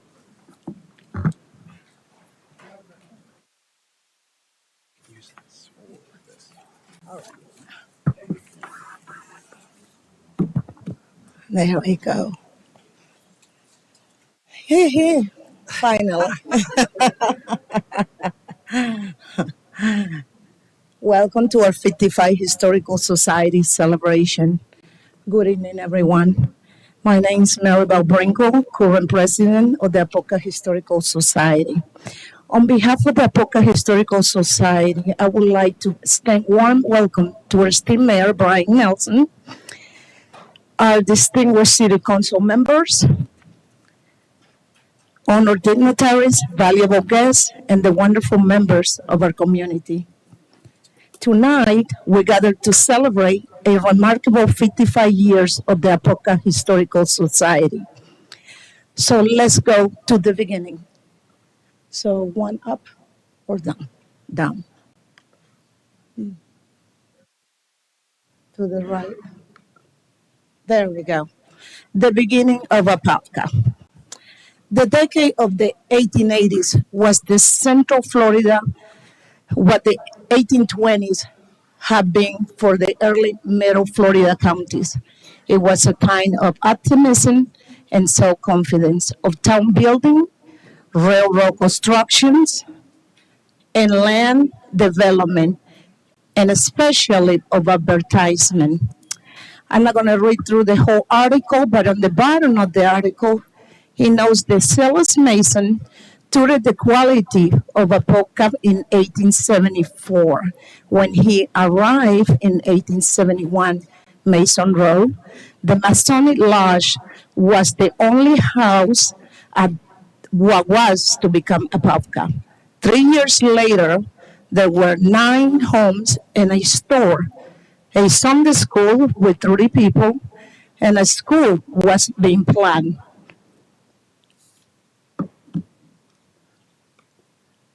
All right, so now, but why is the historical preservation so important? Our history is the very foundation upon which our community is built. It tells the story of the people who came before us, their struggles and triumphs, the events that shape our town into what it is today. These stories connect us to our past, fostering a sense of place and belonging. So let me welcome Trudy Wise, Apopka Historical Society Secretary, volunteer for 30 years, a lifetime member, and donor to tell us about the prominent families who came before us. Oh, thank you very much. Pleased to just present to you just a few facts about the water, power, churches, banking, and lumber. In the early 1900s, the council authorized the Apopka Water, Light, and Ice Company to lay pipe for water and to erect poles for wires. The work was supervised by the council, and electric lights were turned on in Apopka on February 10th, 1915. A deep water well was pumping water to a 17,000-gallon tower which stood 53 feet above the town. Fire plugs were installed in June 1916, and with the arrival of necessary equipment, the business portion of town had fire protection. Worship services were being held before there were organized churches. They were held in private homes as well as the Masonic Lodge. The First Baptist Church of Apopka erected its building in 1881 on land near Edgewood Cemetery, which was purchased from Zelotes Mason for $25. The Apopka Methodist Church was assigned a pastor in 1881, and he built the first church just east of the First Baptist Church. The Presbyterian Church was organized in 1873, and they held their services in the Methodist Church until completion of their own building in early 1886 at Highland and Fifth Street. The Episcopal Mission in Apopka, which became the Church of the Holy Spirit, was established in 1893. Two black church congregations were formed in the 1880s. St. Paul's African Methodist Episcopal Church was established on Broad Street in an all-black area known as Johnsontown on the northwestern edge of Apopka. In 1890, it was dismantled and moved to Meads Bottom, and New Hope Missionary Baptist Church erected its first building in Meads Bottom in the mid-1880s. The title of Apopka's first bank goes to the Bank of Apopka, also known as the Prince Bank, started by Edward Rufus Prince in 1885. It went under in 1894. The State Bank of Apopka opened for business on February 12, 1912, on land donated by S.W. Eldridge. Apopka had 3 sawmills in the early 1880s. Large quantities of lumber were used for buildings, railroad ties, boxes, and crates. Amos Starbird and his sons were engaged in almost every aspect of the lumber business from the mid-1880s until after World War I. The Consumer Lumber and Veneer Company, founded by Starbird's sons, became the largest single employer in Apopka in the early 20th century and continued as a major economic institution until 1957. Around 1920, former Mayor John Land's father, Bennett Land Sr., bought ownership of the company. And now Judy Babb is going to talk to you about the foliage industry.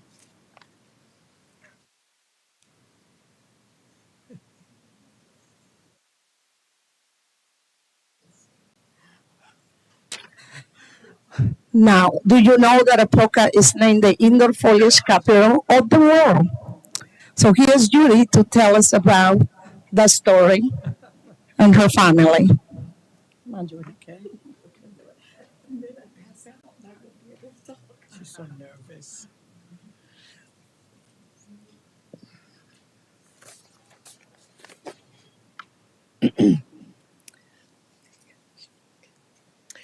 My grandfather, Harry John Usler, started the foliage industry in Apopka in 1912. He came to Apopka from Springfield, Ohio, to grow Boston fern in a climate that was warm year-round. The business did so well that in the 1920s, Apopka became known as the Fern City. By 1960, foliage had become a multi-million-dollar business. Therefore, Apopka was dubbed the indoor foliage capital of the world.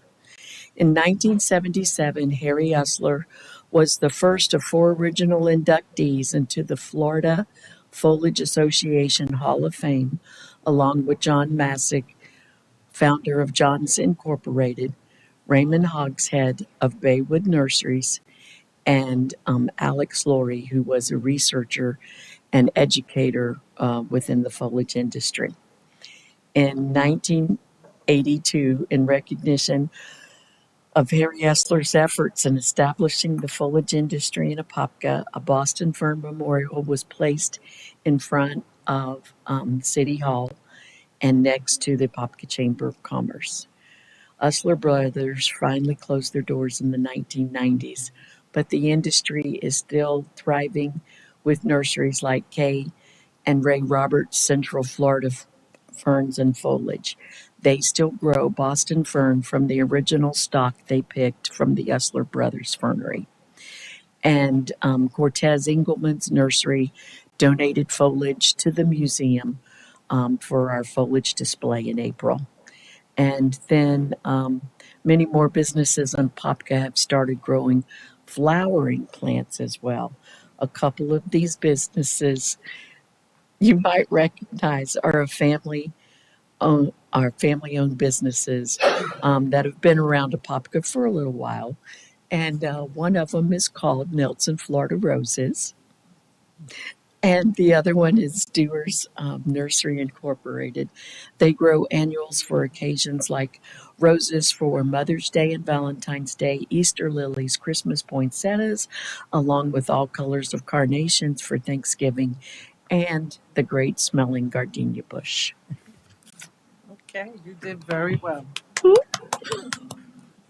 She was so nervous. Okay, I didn't pass out, so I'm good. Thank you.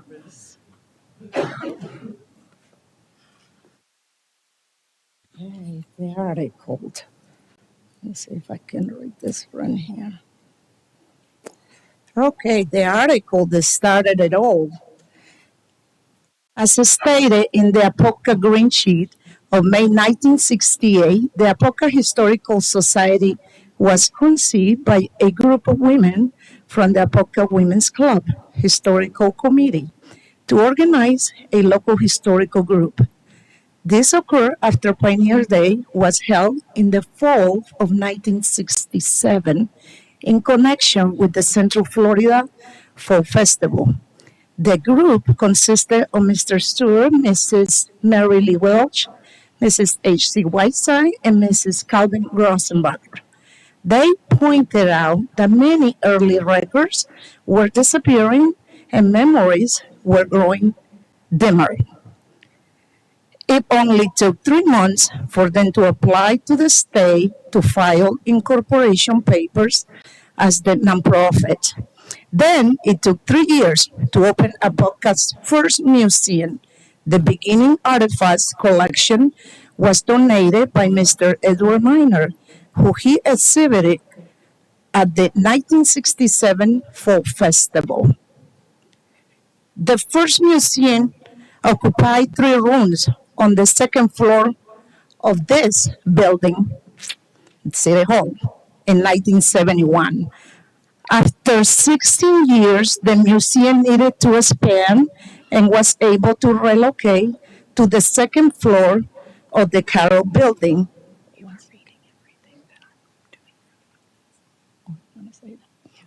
Okay. Okay. So,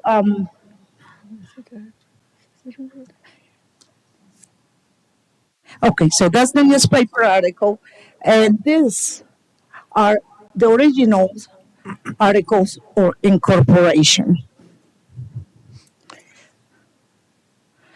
So now we're going to have Loena give us a little insight and tell us where we have been and what buildings we have been.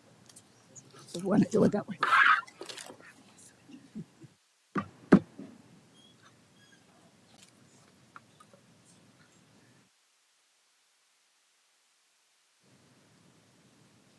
Maybe. Who's doing the founders? Okay. Well, just talking about the founders. They can see them there. That's fine. Okay, the previous slide was some of the original founders of the Historical Society. The first location was at the current Apopka City Hall. In 1965, the city of Apopka purchased the former school site with the intent to form a new city complex. The main building was remodeled into a Georgian colonial style city hall, which looked very similar as to how it does today. In 1971, the recently incorporated Apopka Historical Society secured 3 rooms in City Hall to serve as a location to store and display their artifacts. In 1987, further renovations added the atrium, elevator, new council chambers, and the administrative offices. During this remodel, the Apopka Historical Society and the museum artifacts were relocated to the Carroll Building. You probably recognize the Carroll Building as the current location of Aunt Gingy Bread's Bakery. It was known as the Carroll Building and also known as the T.E. McBride Building. It was built as a medical office for physician Cole Carroll. Dr. Carroll hired builder W.G. Harris, who was assisted by another local builder, Mr. Lee Lovell, and the construction was completed in 1932. Unfortunately, Dr. Carroll only used the office for about a year, dying unexpectedly at the young age of only 48. After Dr. Carroll's death, Dr. Thomas E. McBride, or Doc Tommy as he was affectionately known, purchased the building and used it for his medical practice from 1933 until the early 1980s when the property was purchased by the city of Apopka. The Apopka Historical Society occupied the Carroll Building from the time of the City Hall remodel in 1987 until it was once again relocated in 1992.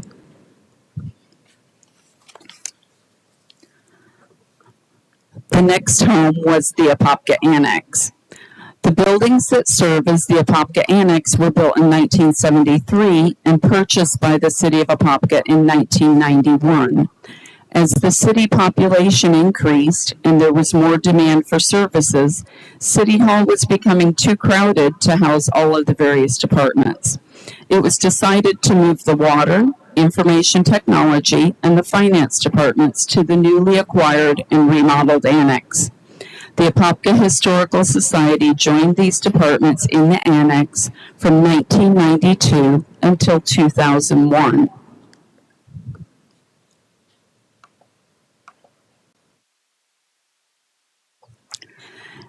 And the final building in our current location of the Museum of Apopkins is the log cabin building located at 122 East 5th Street, right behind us and behind the current utility building.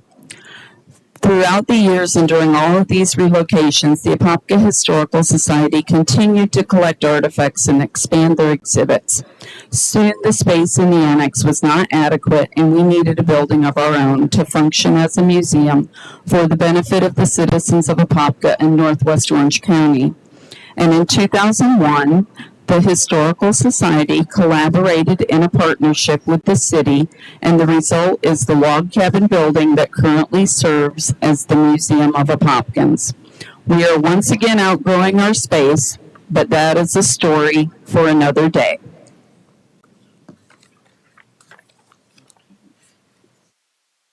Thank you, Lorena.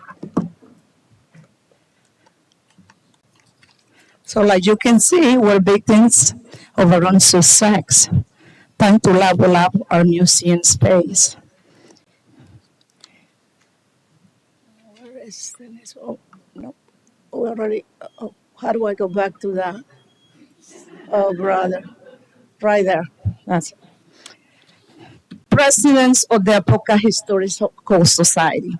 For over half history, this organization has been the cornerstone of preserving our town-rich history and heritage.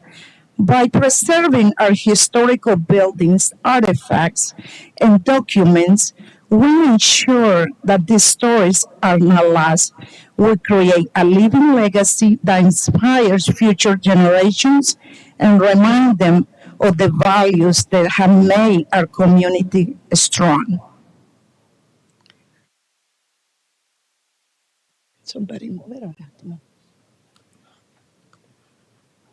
Okay, now let's go to the future. Well,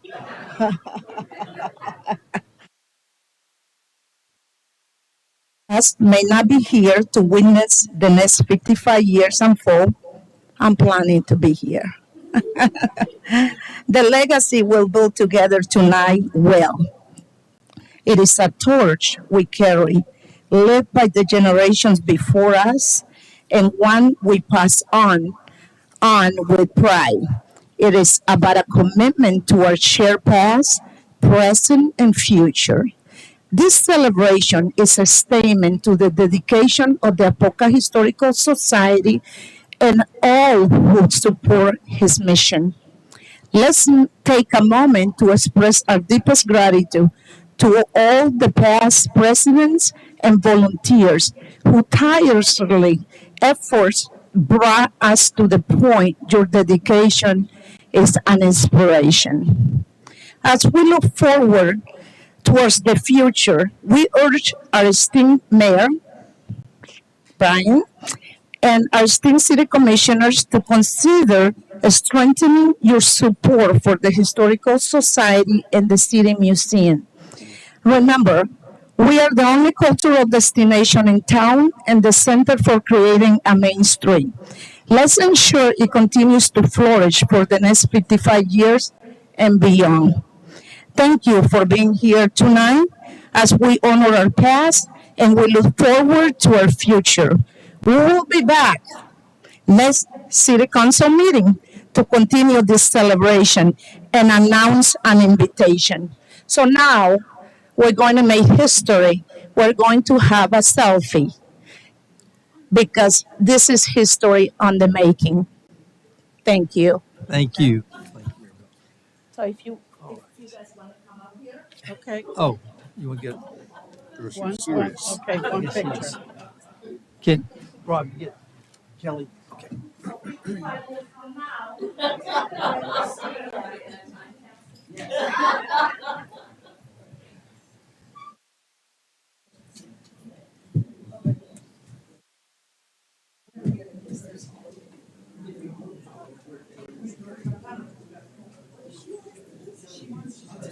So you gotta go inside. You gotta go inside. This is going to do a selfie. No, come here. Oh. No, you can stand in the middle. Come here, we're not gonna be able to see you. Alrighty, one. Can you, we'll do that first, and then we're gonna turn you this way. Yep. 1, 2, 3. 1, 2, 3. One more. 1, 2, 3. Perfect. All right, and then I'm going to this. What I would probably do is bring, Marty, can you get back here and let's get one where we got the. Oh, yeah. Yeah, so let's, if we can pull that off. Yeah. That's possible.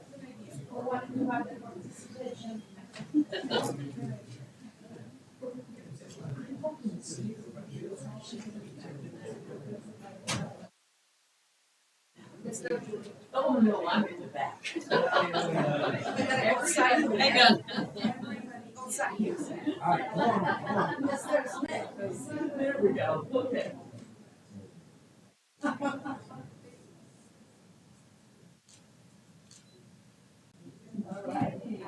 Thanks, everybody. Great presentation.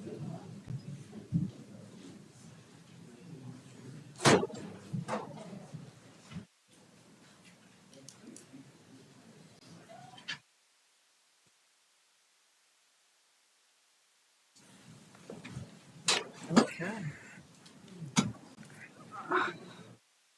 All right, we now are to public comments. Susan? Rod Olson.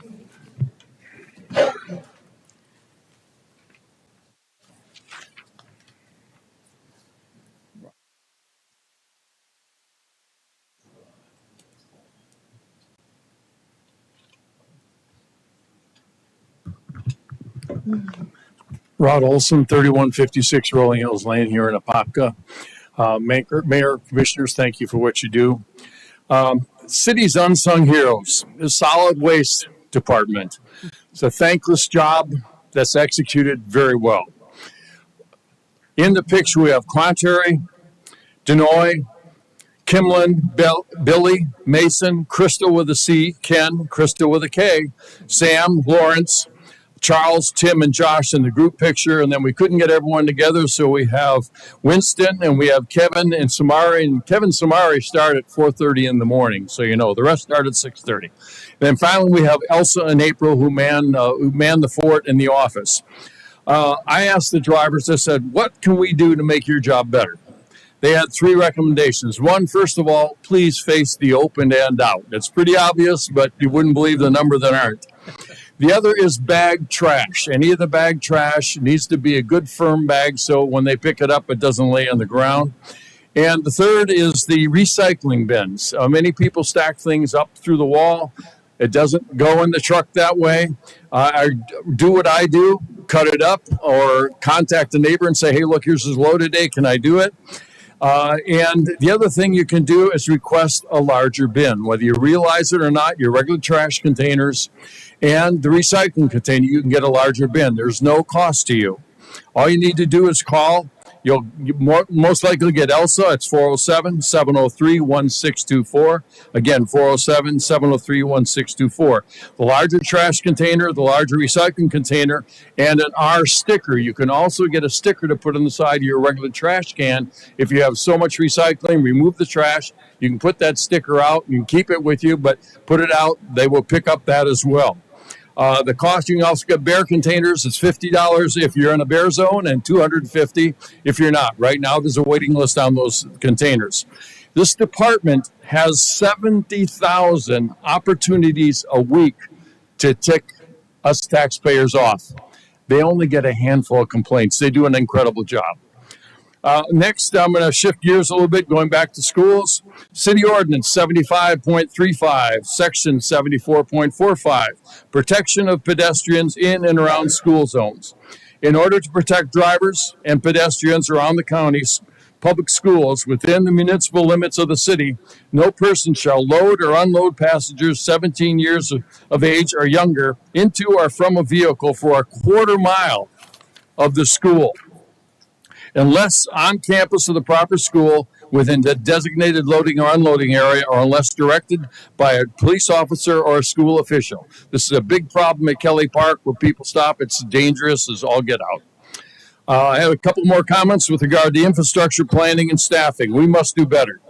We can't change yesterday, but we certainly can change what we do today and what we do going forward. Our Northwest Recreational Complex field stands out even more. Talking about 2 fields a year. Fire department, Fire Station 6 has gone up $2 million. Building and constructing fields go up every year as well. We need 10 fields now to stay with our population. Who knows what we'll need going forward. A correction to my prior presentation, I indicated that possibly as early as this coming year, Kelly Park School would have portables. Melissa Bird reached out to me, indicated that is not in the plans at this point, and she said they just completed their 5-year plan for Orange County, and they're scheduled at this time 5 new schools for Apopka. Water restrictions. This is an infrastructure issue that must be fixed. We got new homes coming on board. They're using the water. We've got new homes coming up, new businesses coming on board, and we have to be restricted. I've got neighbors saying, hey, I'd rather pay the fine than redo a lawn at thousands of dollars. Thank you, Mr. Olson. Thank you. Albert McKimmey.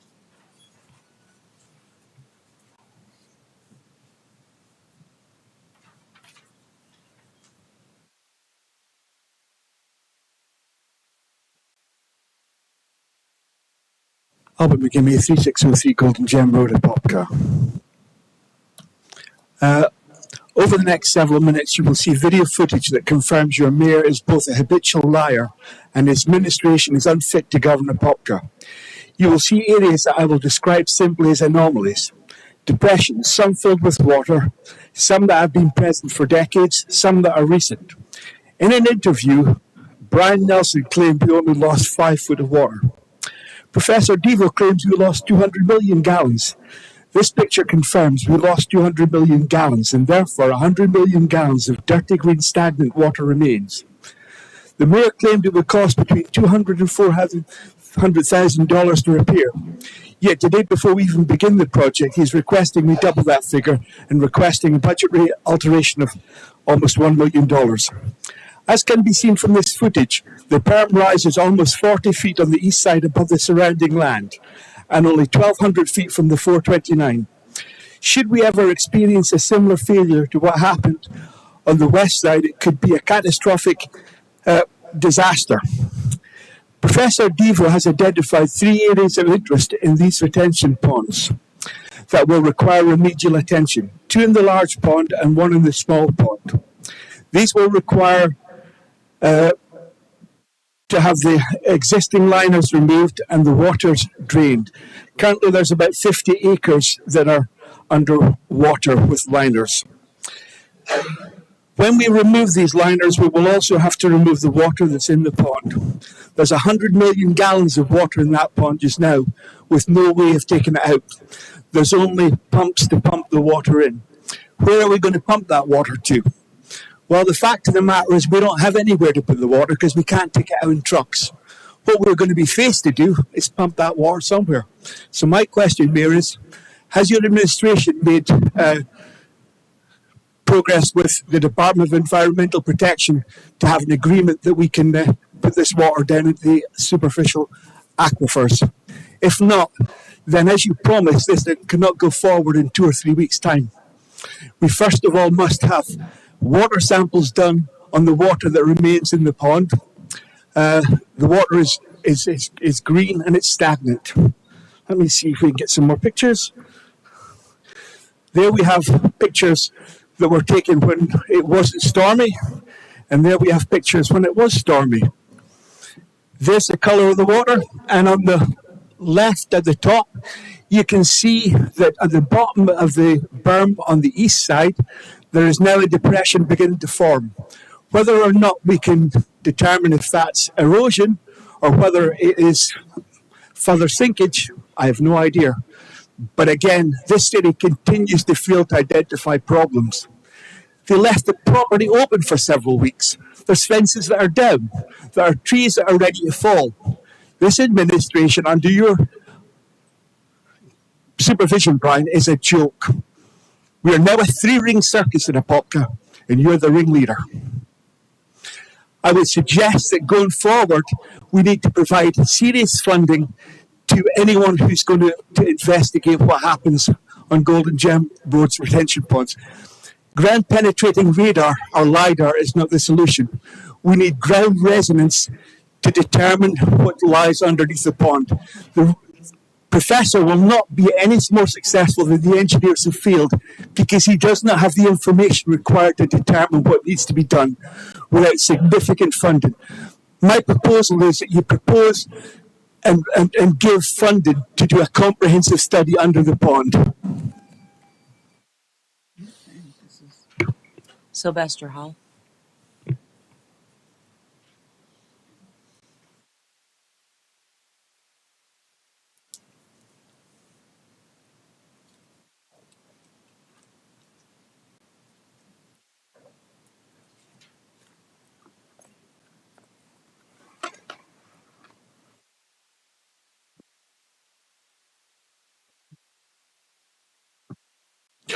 Good afternoon, good evening, Mayor, Commissioner Sylvester Hall, 3091 Rolling Hills Lane, Parkview, Florida.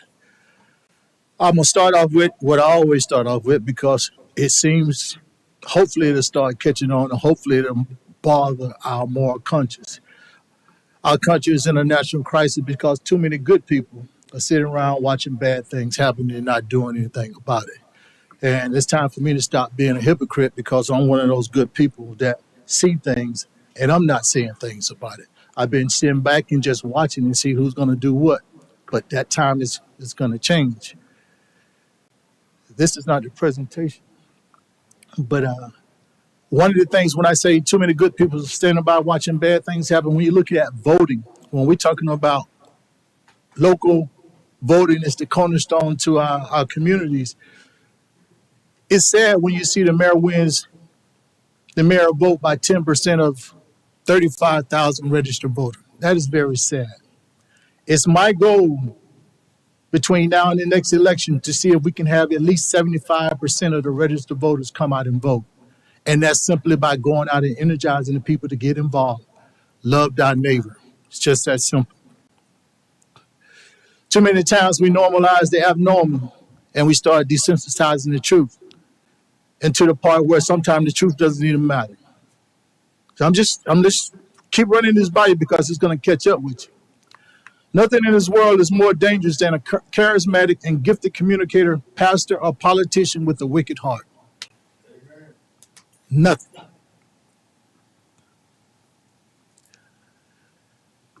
If my people who are called by my name will humble themselves and pray and seek my face and turn from their wicked ways, then I will hear from heaven and I will forgive their sins and I will heal their hearts and I will heal their land.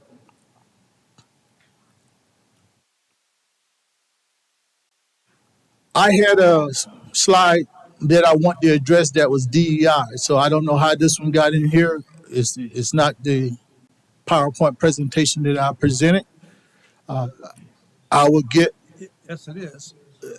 Okay, well, I got my email and I got the one that I sent, so we'll find out. But what I started out with was DEI, and I had a picture from the Voice, the Apopka Voice, where it said, based on the recommendation of Commissioner Velasquez, we want to retool the DEI program, diversity, equity, and inclusion. That's false. That is a lie, because if the Apopka chief was here, Mr. Apopka Voice was here, they would have known that Commissioner Velasquez said she wanted to disband DEI. She didn't say want to retool it. That came from Commissioner Smith and Commissioner Nick Nestor. When you talk about DEI, I look at the panel we have here. Diversity. Diversity. This administration, we had a history look back. In this administration, it said all blacks will have to live on this side of the tracks.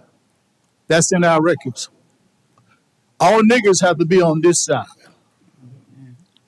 You didn't put us over there because you love us. Why would you put us over there and say you can't come back to the other side? It's because of what you thought of us. But here again, I'll save it to the next presentation.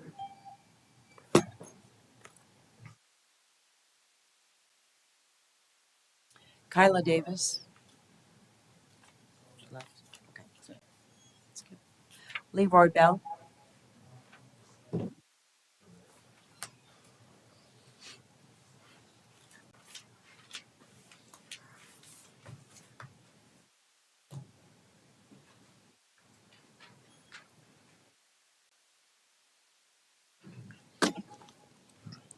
Leroy Bell, 2308 Blue Meadows Court, Apopka, Florida.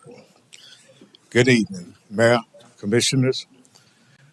Let me start first with, I'd like to take about 10 seconds for silence for the fallen police officers and the 8 farm workers that lost their lives.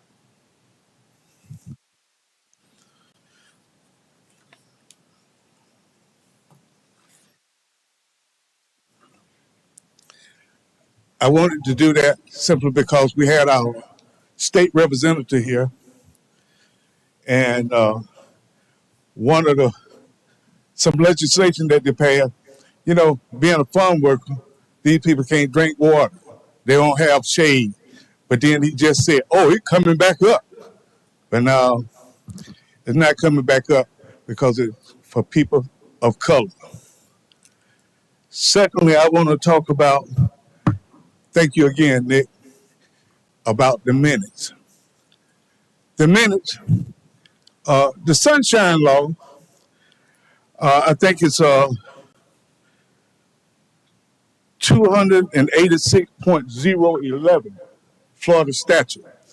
I believe that's the statute. And what it states that the minutes is to be taken promptly. That means right away. Why right away? That's to preserve what was said. It don't say anything about alter or change promptly. That brings me to my last little bit that I want to talk about is the police department. I hope you guys went down and viewed the body cam. This gentleman, this wasn't the first time that he had an encounter with this young man. This man went on private property and started messing with this young man. Apopka have a history arresting black people and roughing them up. You got Johnny Bell Smith accused this man of firing a pistol at someone. Apopka Police Department, so-called investigation, got the boy landing in jail for 70 days, and when it got to the judge, it got kicked out because of the investigation that that police department up under that man did. How long are we going to stand by and allow this man to have his vigilantes come over there in the city on this side of town? I noticed, Mayor, that Sylvester just said the N-word. That seemed to get up under your skin, but it don't seem to get up under your skin with your friends, along with you. It makes no sense. We requested all the footage, body cam and everything, not only myself, but the Hope Center. It's time for someone in this city to protect the low and moderate income and people of color from that man and his goons.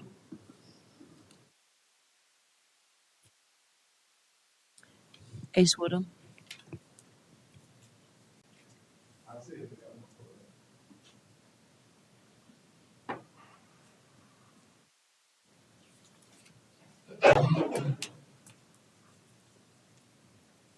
Ace Woodham, 47 East Magnolia Street, Apopka.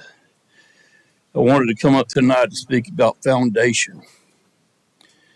Foundation is a big word. If you look at the dictionary, it's a structure to hold. That's a form of a structure to hold a structure up. Buildings are built off of foundations. Municipalities are built off of foundations. Churches are built off of foundations, and so is our U.S. government. Our government's built off the Constitution. This city of Apopka was built on a very, very strong foundation. Hard workers, men and women who dedicated their lives in this community, from the ag to the lumber, yes, but all forms. This city is very fortunate to have a foundation we've got. It took a long time to get here. But we got city workers, proud ones, that go out and dig ditches. We got city workers that go out and cut tree limbs, put up street signs, fix the roads, fix our water lines, fix our sewer lines, haul our trash away. And they're also clerks in the offices. They're a strong foundation. They're the ones that are holding the city together. And unfortunately, our tax dollars are going to waste. We've had the money to build Station 6 for 5 years. Where is it?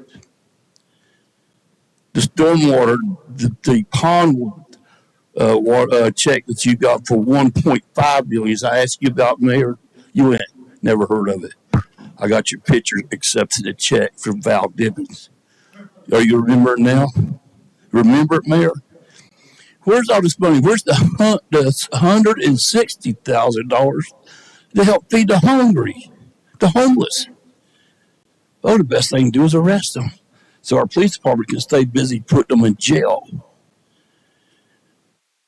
You're a failure. You're chipping away at the foundation that so many hard people worked and strived to make this city happen. You're an embarrassment, untrustworthy. It's ridiculous. And you're throwing good people on the bus so you can stand on top of this little pyramid and get your picture taken cutting ribbons. You should be very, very proud. I'd like to say thank you to all the city employees, no matter what department you're in. Thank you for your service and making it a little bit easier for an old man to live. All right, we've got 4 consent agenda items. I'm gonna wait just a minute for Commissioner Anderson to see if she gets back. Y'all like to take a 5-minute break? Is that, you want to just power through? What's the pleasure? Commissioner Smith? Well, Could be. I think I just need I need Okay, to go let's, to the all right, ladies' we're room. gonna take a 5-minute break. Yeah, I need to go to the ladies' room. Thank you, I appreciate that. I was thinking the same thing. Thank you.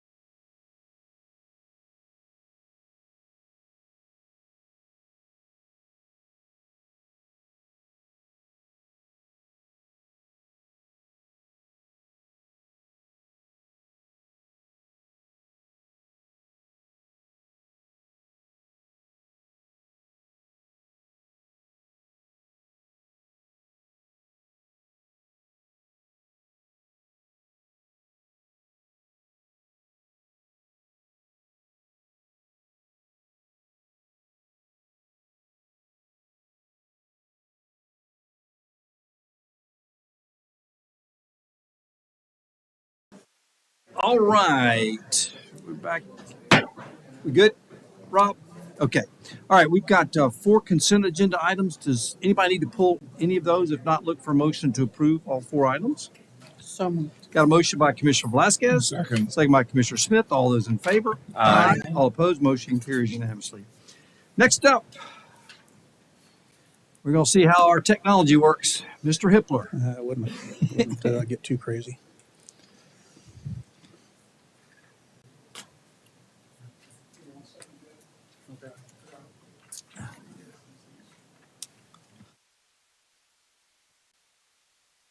Joe Patton. Good. Joe Patton, Human Resources Director. So, first business item is the appointment of the City Administrator, Mr. Jacob Smith. This was brought up last meeting. It was tabled for this meeting to give an opportunity for everyone to meet Mr. Smith, and I believe that has been accomplished. Mr. Smith is online right now to answer any questions that you may have. So I'll turn it over to him. Thank you. Okay. Questions for Mr. Smith? Anybody? We got No, I just have a couple comments real quick. And it was, to clarify, it wasn't just to meet, but it was also to review the contract that we were approving. So it wasn't just a meeting. It was making sure that we understand what we're agreeing to and approving. Mr. Smith and I did get to meet. It was great during my office hours after that meeting. We met for about an hour thereafter, and we're able to go through a lot of different concerns and things like that I've had. And we left that meeting, or the final comments were, it's something I've said often, is as long as you keep open lines of communication and provide as much information as possible, you'll breed confidence throughout this city. If you withhold information and keep anything from us that we should be knowing or the public should be knowing, you're going to breed fear, and that creates so much division within our city.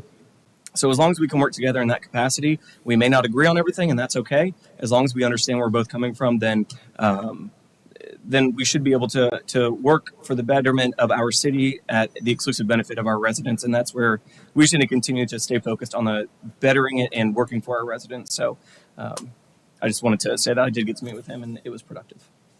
Okay, good. All right. Anybody, any other questions?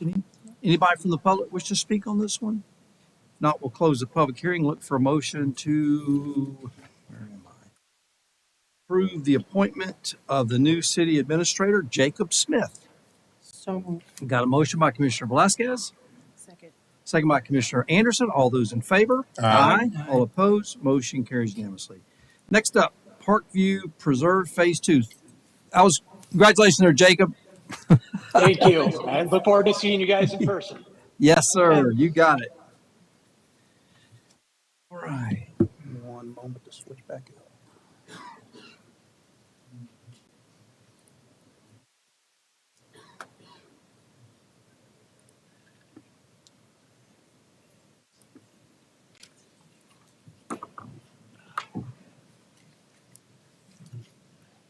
For the record, Bobby Howe, Planning Manager. This is the plat for the Parkview Preserve Phase 2 subdivision. It's currently located on Tract FD1 of the Parkview Preserve subdivision, located on the east side of Golden Gem Road. Plat is consistent with the major development plan that was approved by the City Council, the construction site plan, which was approved by the Development Review Committee, and with Florida Statute 177, which is platting. Development Review Committee recommends approval. Last night, the Planning Commission unanimously recommended approval. The recommended motion this evening is to approve the Parkview Preserve Phase 2 plat.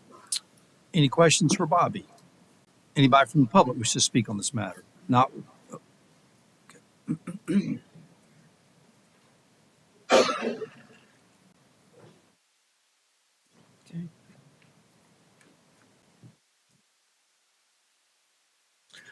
Albert McKimmie, 3603 Golden Gem Road. I have no objection to the plats. It's just something that was presented earlier on tonight when they said they were going to provide a new part of Golden Gem Road further along in a new development. And the gentleman who was presenting said it was a case of putting the cart before the horse. And he wasn't far wrong, is he? We're considering building new houses all the way along Golden Gem Road, but yet the new development part of Golden Gem Road is going to be in a bit that isn't yet existed. Unbelievable. Anybody else?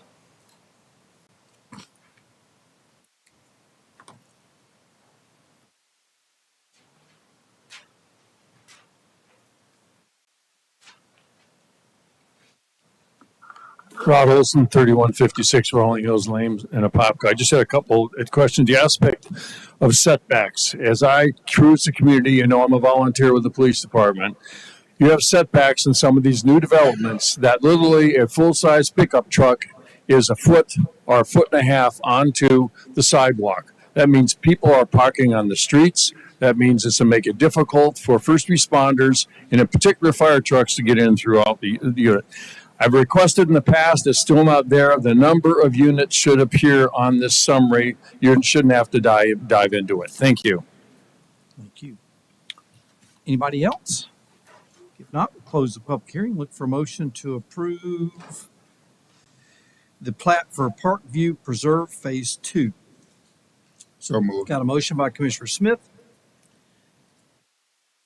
Second. second by Commissioner Velasquez. All those in favor? Aye. All opposed, motion carries unanimously. Next up, Transportation Improvement Development Agreement for Shops at East Shore. Richard Earp. Good evening, City Manager, Commissioners. Richard Earp, City Engineer. So this is the Transportation Improvement Development Agreement for the shops of East Shore. The city has been working with the developers at the intersection or very close to the intersection of Keene Road and Apopka Road. And the purpose of this agreement is to be one of the partners that is going to fund the construction of the signal at the intersection of Keene and Apopka using impact fees, since that's new growth over there. We have both Josh Reichert with Metric Engineering, who's the city's consultant with us this morning, and then of course the applicant and their engineer are here if you have any questions. But the recommended action is approval of the Transportation Improvement Development Agreement for the shops of East Shore to design, permit, and construct a signal at the intersection of Apopka Road and Keene Road. All right. Any questions for Richard? Is that in partnership with Orange County, or is that our road? Where they're putting? There's been negotiation for 2.5 years. This agreement itself doesn't include Orange County as a party to the agreement, but they are aware of the ongoing effort of the past couple of years to put the signal here. They're well aware of the project. Thank you. Okay. Anybody from the public wish to speak on this matter? Not, we'll close the public hearing. Look for a motion to approve the Transportation Improvement Development Agreement for shops at East Shore. So moved. Got a motion by Commissioner Smith, Second. second by Commissioner Velasquez. All those in favor? Aye. All opposed, motion carries unanimously. We're number 4. We're pulling. Will be for certain next. It will be postponed until the next meeting, June 5th. June 5th. So that one will be back on the agenda for June 5th. Is there a motion that needs to be done for Yeah, I that? would need to make a motion to. Okay, so make a motion to. Well, I mean, I guess let me. Anybody from the public wants to speak on this matter, even though we're going to pull it. Okay, not bring it back. All right, so just make a motion to have the state-funded grant agreement with FDOT for Wekiva Trail segment 4B of the Apopka Regional Trail will be moved to the next city council meeting, which would be the early one at 1:30 on June 5th, 2024. Got a motion by Commissioner Velasquez.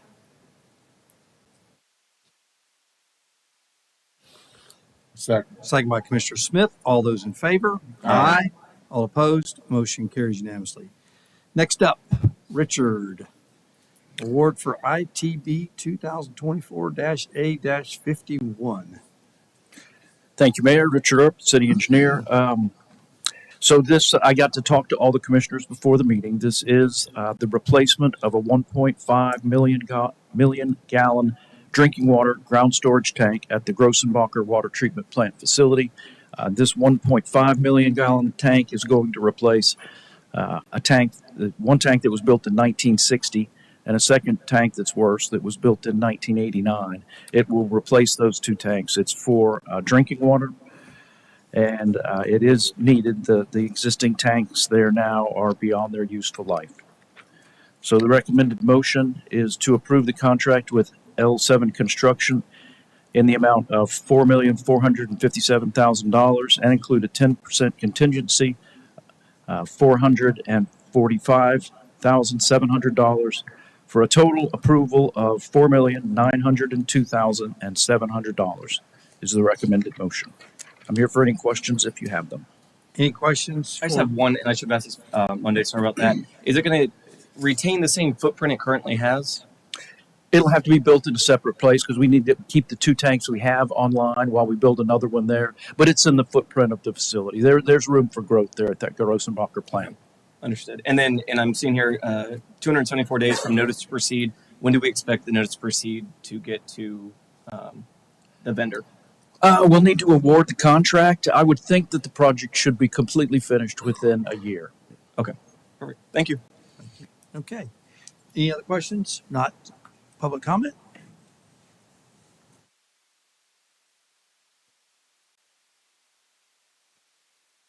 Albert McKimmey, 3603 Golden Gem Road. Just want to get this right. We're speaking about 2 tanks, cost of $4 million. These aren't the same tanks as we're going to be supposed to be building in Golden Gem at the retention pond there. Is there any similarities to those 2 ponds that should have been built 2 years ago and that have never been built? Is the proposed budget for this similar to the $4 million that will need to be spent, Mayor, at Golden Gem? The fact is you've never built those 2 ponds. That facility can't go online. There's only entrance pumps, nothing to pump out, Mayor. Anybody else?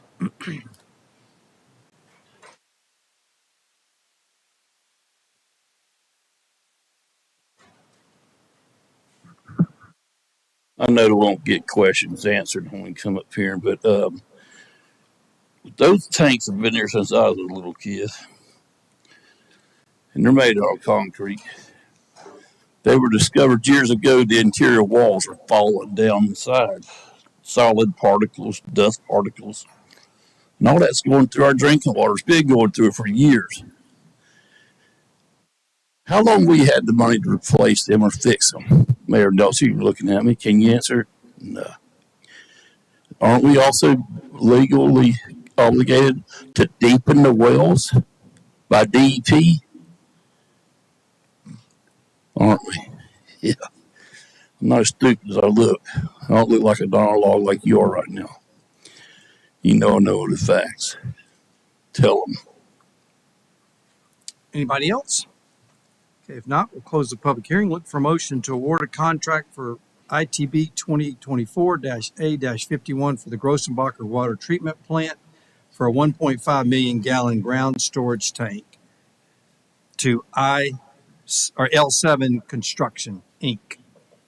So moved. Got a motion by Commissioner Velasquez, second by Commissioner Anderson. All those in favor? Aye. All opposed, motion carries unanimously. Next up, Bradley. Bradley Williams, Parks and Recreation Director. Good evening again, Mayor and Commissioners. I'm back here this evening to seek approval to award contracts for ITB 2024-A-34, which were bids for our Community Development Block Grant Housing and Rehabilitation Replacement Program. 2 contractors we're looking to award bids to are All-American Building Structure Contractor, Inc. and RDC Development Corporation. The city was awarded a $750,000 grant under the Florida Department of Commerce for the Community Development Block Grant, CDBG, with a city-funded $50,000 commitment. The grant is in the housing rehabilitation category to repair or replace low to moderate income, below 80% of area median income, owner-occupied homes located within the city limits. The city has worked with a consultant, Fred Fox Enterprise, who's done many of these projects before. And out of the 5 ranked houses that were selected for this CDBG grant, we did bid out each of these individually. Up on the screen there is a table showing the house, the type of construction we're looking to do, replacement or rehab, the company that won the low bid, the estimated repair or renovation cost, the bid cost, and the recommendation from staff. You'll notice we are recommending awarding the top three as bid. The fourth house was originally bid as a rehab, received a sole bid from RDC Development Corporation. The estimated cost was $157,300, and you'll notice there that the bid came back extremely high, well above that estimated cost. So staff are recommending we rebid that property out as a replacement home instead of a rehab. You'll also notice that the replacement homes were below that rehab cost, so we're anticipating we'll be somewhere in that range. The fifth home was contingent on funding.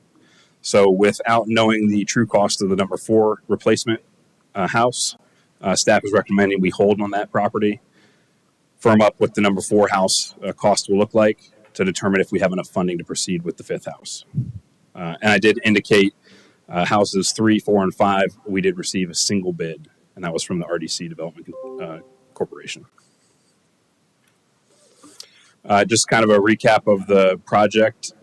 Project funding wise, $750,000 was the grant funding from CDBG, the $50,000 commitment from the city for that grant. The city also allocated additional ARP coronavirus funds in the amount of $135,000 to the project, bringing the total project funds to $935,000.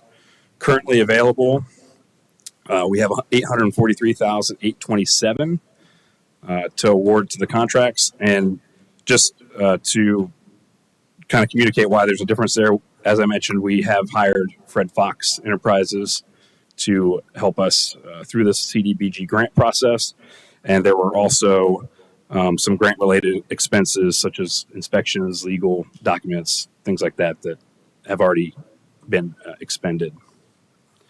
So our total request tonight for the 3 awarded houses is $518,376.13.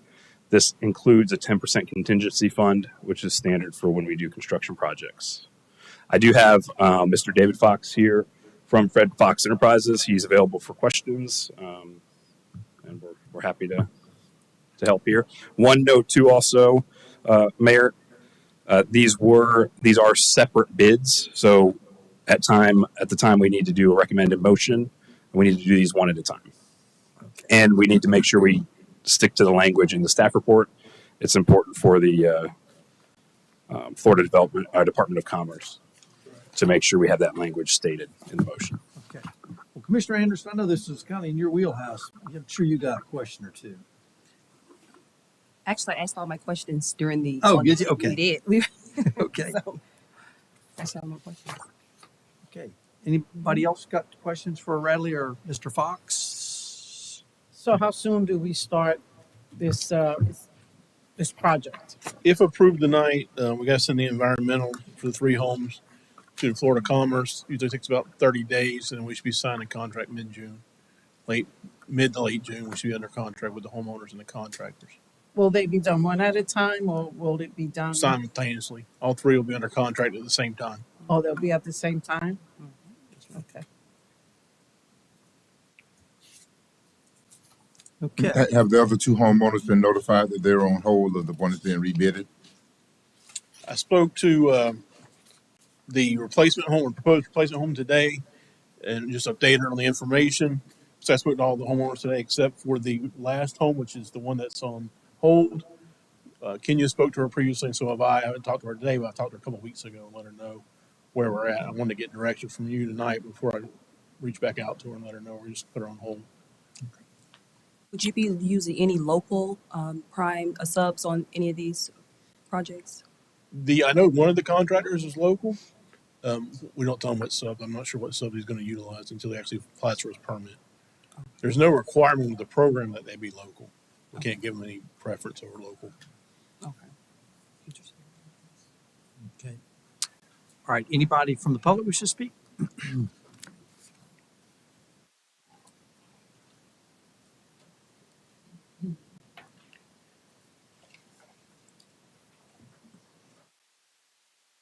Sylvester Hall. My question is, we got 5 homes what was the criteria in selecting those homes? The 5 properties that we do, what was the criteria and who did the selection?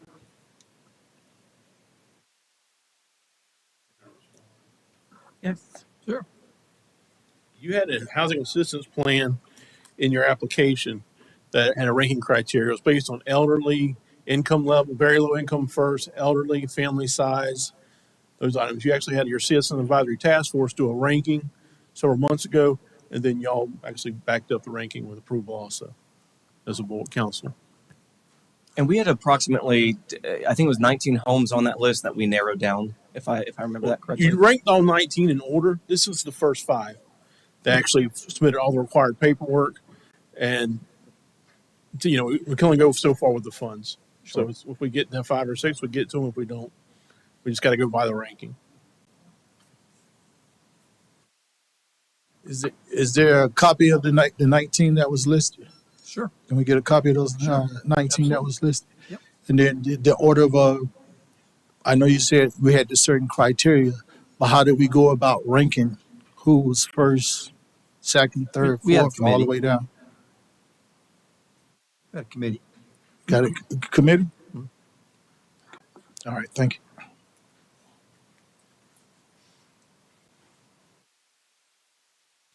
Okay, anybody else from the public wish to speak on this? All right, we got 5 motions or 4? The one on hold, do we We should do 5. do all 5? Yep. Okay. All right. Looking for a motion to award item number 1, which is 118 West 8th Street home replacement. Recommend to award the asbestos abatement, demolition, construction of 118 West 8th Street, Apopka, Florida, to All American Building Constructors Contractor, Inc., the lowest qualified bidder, in the total amount of $212,915. Recommendation and award is contingent upon Florida Department of Commerce approval of the site-specific environmental release for the demolition and construction of the property. So moved. Got a motion by Commissioner Velasquez. Second. Second by Commissioner Smith. All those in favor? Aye. All opposed, motion carries unanimously. Next item, 708 South Washington Avenue, home replacement. Recommend to award the demolition and construction of 708 South Washington Avenue, Apopka, Florida, to All American Building Constructors Contractor, Inc., the lowest qualified bidder, in the total amount of $212,915. Recommendation and award is contingent upon the Florida Department of Commerce approval of the site-specific environmental release for the demolition and construction of the property. So moved. Got a motion by Commissioner Smith, Second. second by Commissioner Velasquez. All those in favor? Aye. All opposed, motion carries unanimously. Next up, 1165 Decleva Drive, home rehab. Recommend to award the home rehabilitation of 1165 Decleva Drive, Apopka, Florida, to RDC Development Corporation, the single bidder, in the total amount of $45,421.03. Recommendation and award is contingent upon Florida Department of Commerce approval of the single bidder and site-specific environmental release for the construction of the property. So moved. Got a motion by Commissioner Velasquez, Second. second by Commissioner Anderson. All those in favor? Aye. All opposed, motion carries unanimously. Next up, item number 4, 28 West 8th Street, home rehab. Recommend the rejection of the bid received for $251,213.52 for 28 West 8th Street from RDC Development Corporation, and rebid this property as a replacement home and not as a rehabilitation. Looking for a motion? So moved. Got a motion by Commissioner Velasquez, Second. second by Commissioner Anderson. All those in favor? Aye. All opposed, motion carries unanimously. Next up, item number 5, 407 East 8th Street, home rehab. Recommend postponing a recommendation for the bid of $143,260.89 for 407 East 9th Street for RDC Development Corporation until we until which time a new replacement home bid is awarded for the property located at 28 West 8th Street and contingent upon available funding. So moved. Got a motion by Commissioner Smith, Second. second by Commissioner Velasquez. All those in favor? Aye. All opposed? Motion carries unanimously. And I don't need to read the last. Nope, I think we're good Good? there. Okay. Thank you. Thanks, David. Thanks, Bradley. Appreciate that. Okay.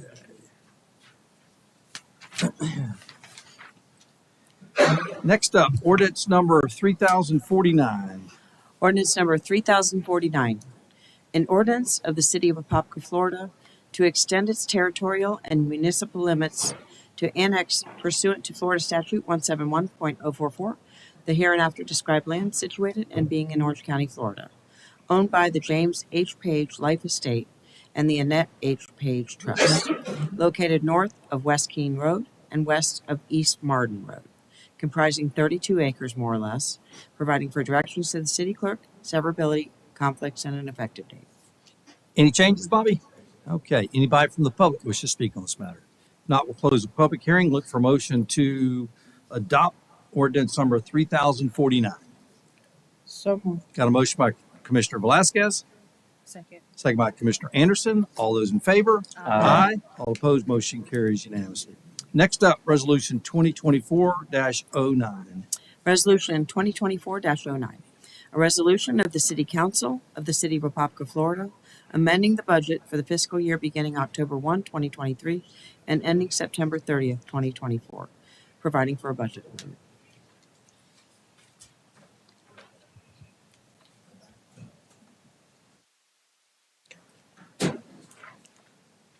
Let's just go and we'll finish this one. Yeah. Okay. Gonna come back? Okay. All right. Good evening, Mayor, Commissioners.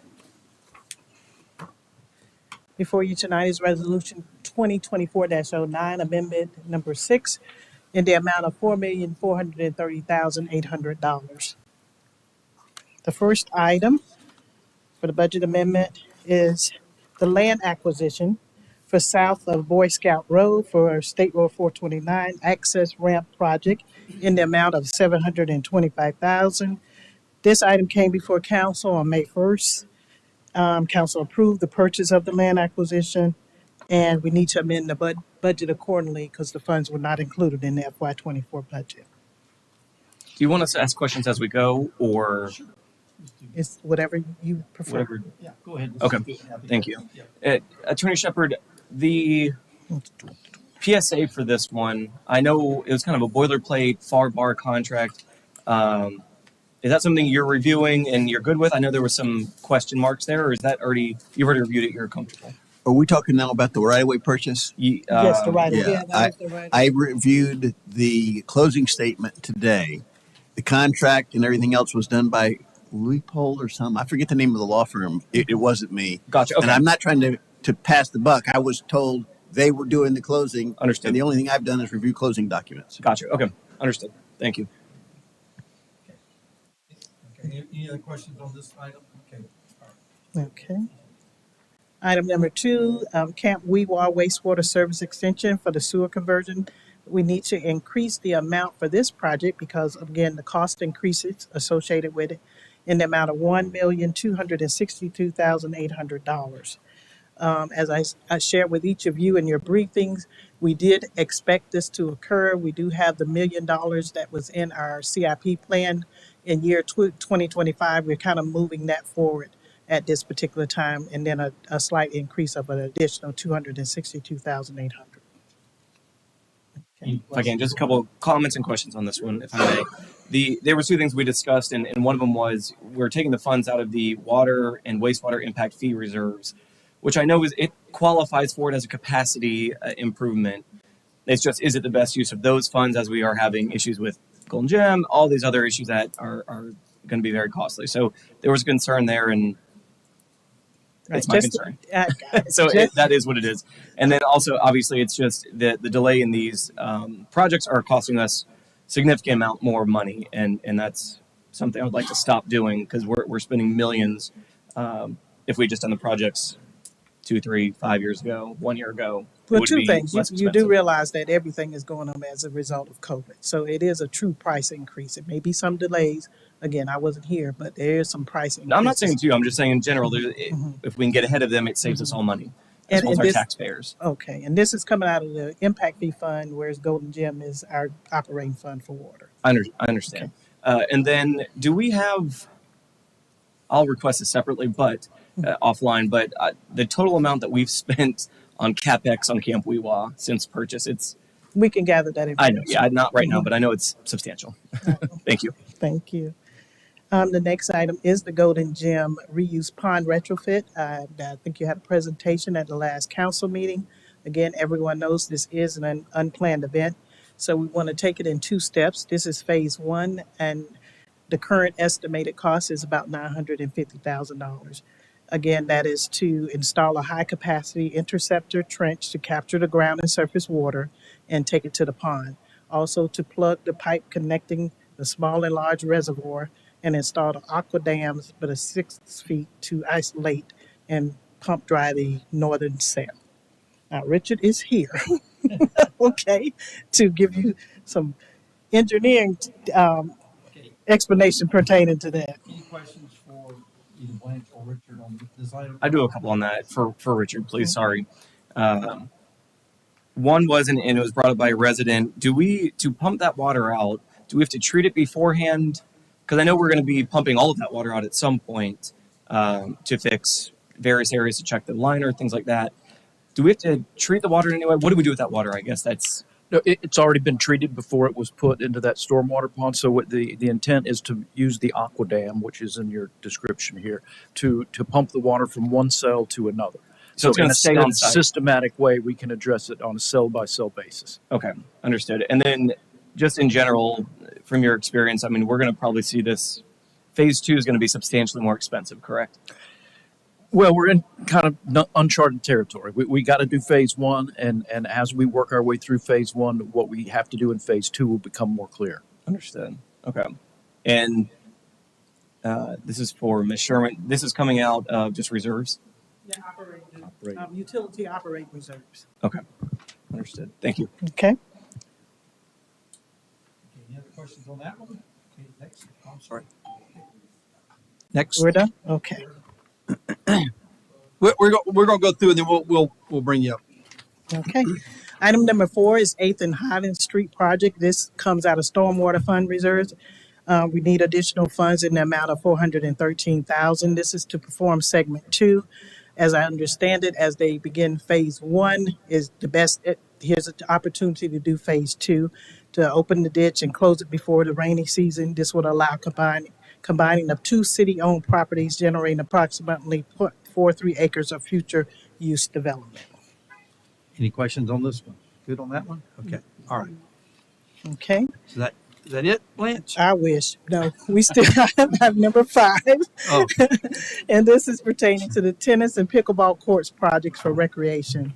Some of those projects, again, are coming in based or exceeding the estimated costs that were included in FY24 budget. But the additional $450,000 in funding will allow us to have 5 pickleball courts and 5 tennis courts with lighting. The current budget is about $700,000. This comes out of the Recreation Impact Fee Fund reserves. Those funds are there.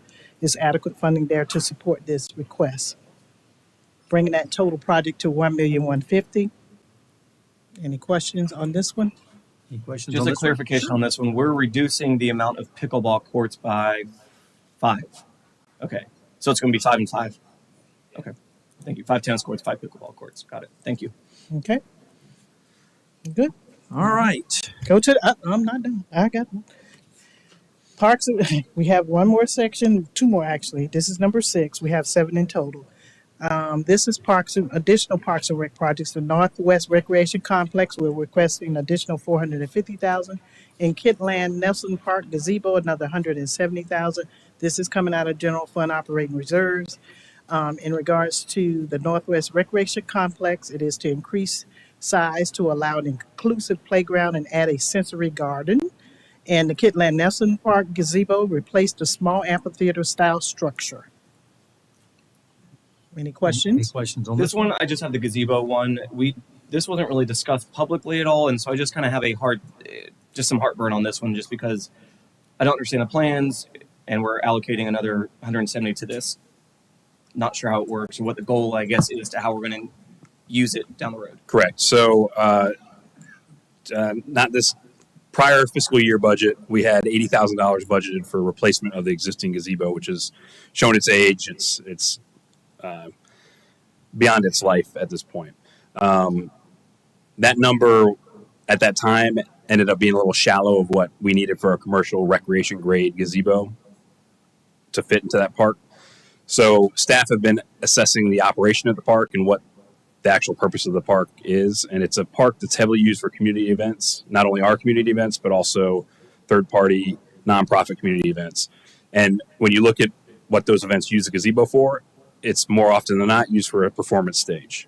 So the thought with transitioning from a gazebo replacement to a more of a mini amphitheater style structure is to allow a space that better fits the use of the park for those type of community style events. So the plan would still be to remove the existing old gazebo, as that's again showing age, that the concrete floors tore up, the railings are in bad shape, and replace it with not necessarily in that exact location, but to open up the park a little bit more, replace it with a more performing stage type structure. That was my next question. Are we moving it to allow that to be used Correct. more appropriately? Right. So again, with the function of that park is, not only passive, but also for a lot of those community events, really opening that space up to allow for a better presentation area for those events. Okay. Thank you. So that's the thought behind it. And as I said, with the opportunity we saw looking at that project again, that's kind of where we landed. Okay. Thank you. And you say you're moving the gazebo to where? There's two locations we're looking at. One's a little bit further back on the south, First Street. towards First Street. First Street, yep. And the other's going in the other direction towards like the playground area.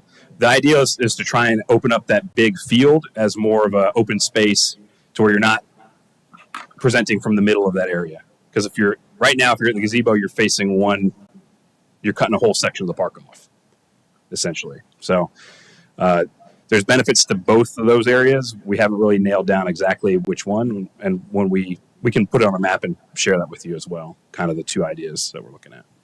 That'd be appreciated. Yeah. Thank you. Okay, anybody from the public wish to speak? We got one more. One more, Mayor. Huh? I know. You want to get them all done. And this one is small. It's only $10,000. And this is a grant that we received last year. And we just want to incorporate that in the budget. We do have the local match there. And this is for, the Meads Bottom mural that you just had the 55-year celebration for the museum. And so we want to complete that mural. So that total amount, as mentioned before, comes to the $4,430,800. All right. Thank you. Thanks, Blanche. All right. Public comment.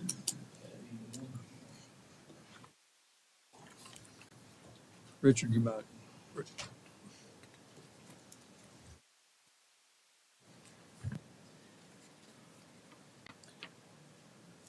Albert McKibbe, 3603 Golden Gem Road.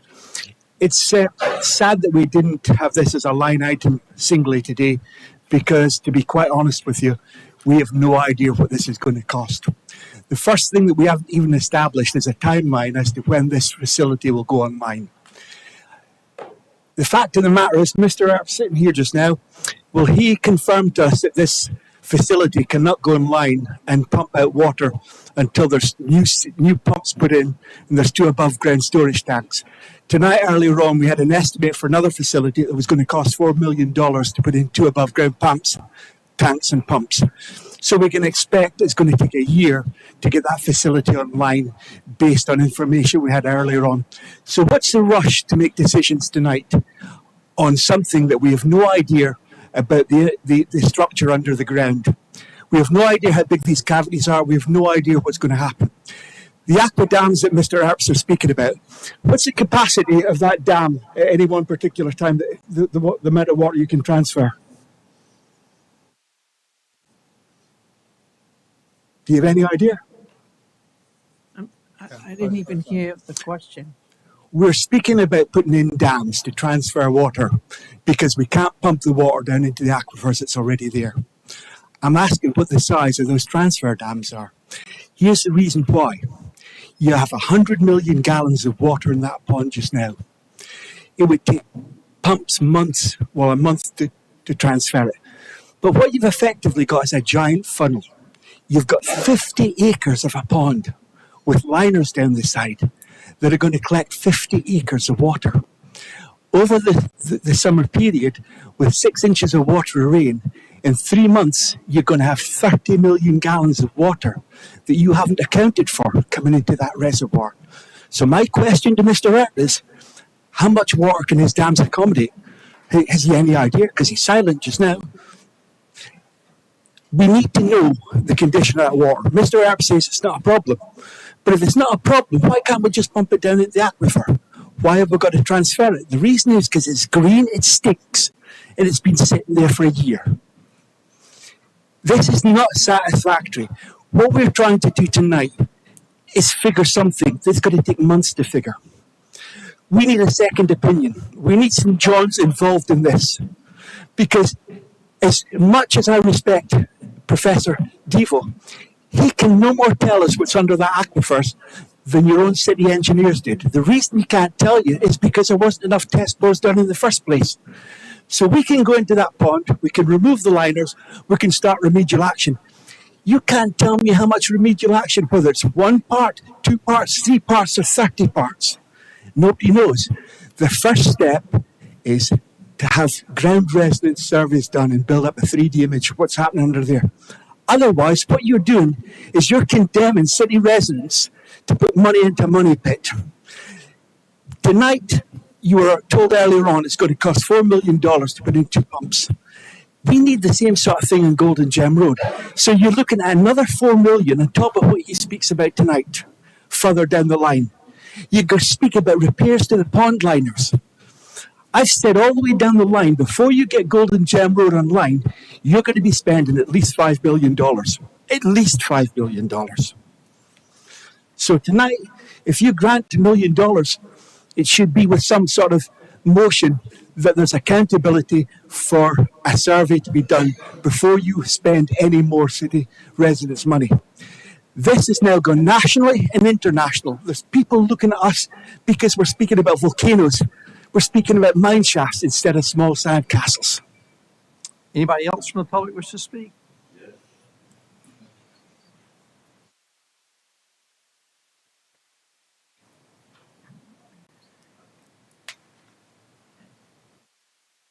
I disagree with the DEP's comment to y'all and this gentleman here. That water is a very mildly treated water. It's a reclaimed water. And what reclaimed water is, it kills the pathogens in it. Okay? Look at it if you want to. Those are telling the truth. This water's been sitting there for a year. By the year, that water became stagnant. It has wildlife done moving in it. Armored catfish had moved into ponds within the first 7 months. Tadpoles, anemia. All that went. That's not just a normal sinkhole. I don't know how much of it's right, but that went into the aquifer. The aquifer is what deep wells suck out of for commercial use for drinking water. Residential wells go down to 200 feet, maybe 300 if you get a good deep one. I tell you, that water was contaminated. And if we jump and spend money trying to fix this issue, don't even know what all the problems were yet.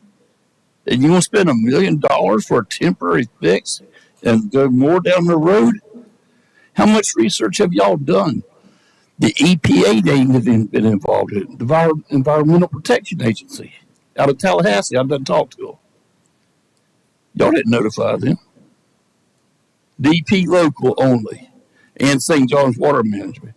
And St. John's Water Management is even questioning them because they went off of the information that was given to them that it's a sinkhole, not that the water went into an aquifer. And then y'all got the gall to go and tell, don't worry about testing your wells, it's all safe. That's a lie. It might be safe if your water, you got a treatment plant on your water, on your well. I tell you what, y'all go down in some areas and start drinking some water that's not treated, all right? Drink it for years, oh, it's good. Y'all better realize what you're doing before you do it. If you prove $1 million a night to her for a repair, that's the most asinine thing I can even think of. You better research that hole. It's bigger than you think. Anybody else?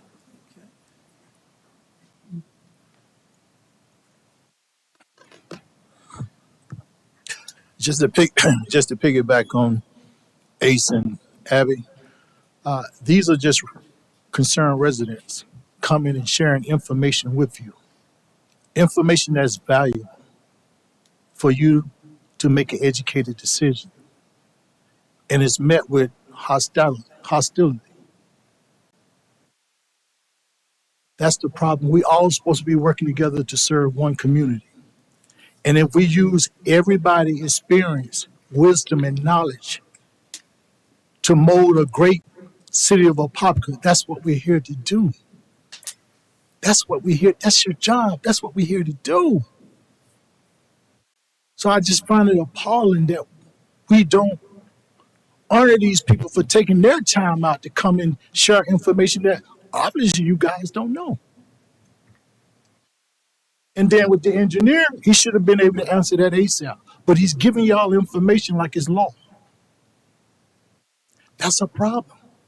It's going to catch up with all of you because you're in this seat and you're watching over the community. I want to go back to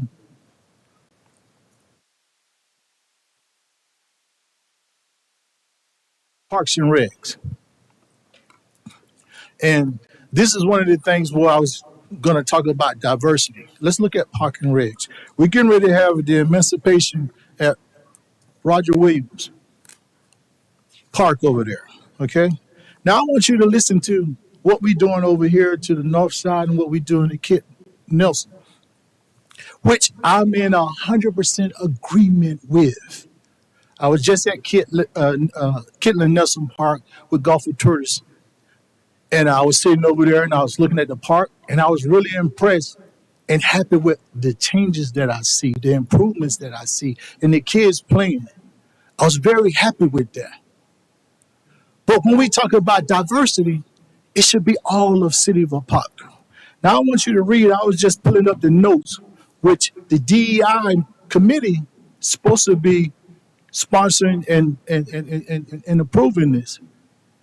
I was never invited to the party.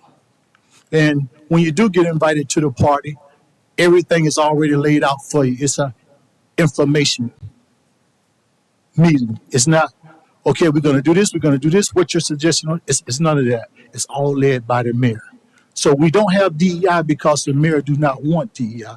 But if you look at Alonzo William Park, it says note to the vendors. Alonzo William Park does not have water and electrical access. You won't have that problem at the north in Kitland. You won't have that problem. So why we got it at Alonzo Williams? And here's another one. Parking is limited. Vendors parking is across the street on the corner of MH Board Street and South Hawthorne Avenue. You don't have that problem at the north, and you don't have that problem at Kitland. So why we have it at Alonzo Williams? Inclusion, that's including everybody. Making it great on the north side, making it great on the south side. We have to do better. We have to do better. If you can do it here, there's no reason Alonzo Williams. And then we was talking about the little limited the space they got. Now you're talking about putting affordable homes on the property. So that's going to even be less parking space. So when we have these events, we have no place to park. Our vendors have no electrical, no water. Is that fair?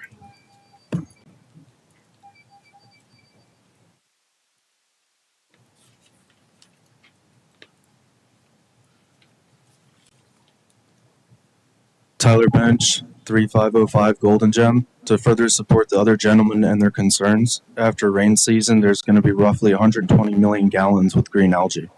It's going to be a cesspool for mosquitoes and health risks for the new developments on Golden Gem and the residents because of the mosquito-borne illnesses such as malaria and other viruses. I personally think $4 million would be the tip of the iceberg to refit and repair the pond and remove the water. We need to find a way to sterilize the water soon or completely remove it to avoid health risks to the Apopka residents.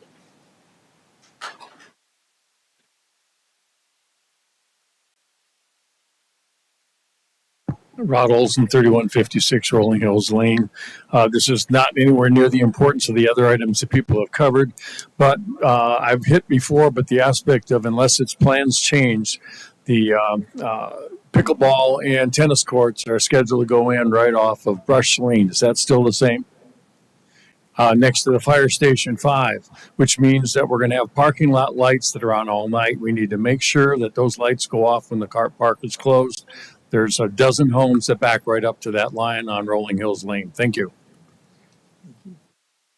Anybody else?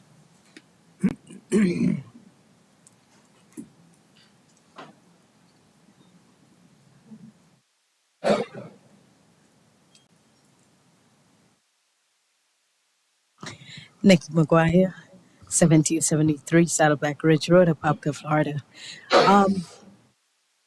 It's good to see that we're adding and improving Apopka. However, we added more tennis courts to the northern side. What happened to this side? We used to, years ago, I've been here in Apopka for 19 years now. Long time ago, we used to have tennis courts at Kittler Nelson Park. Those were gone.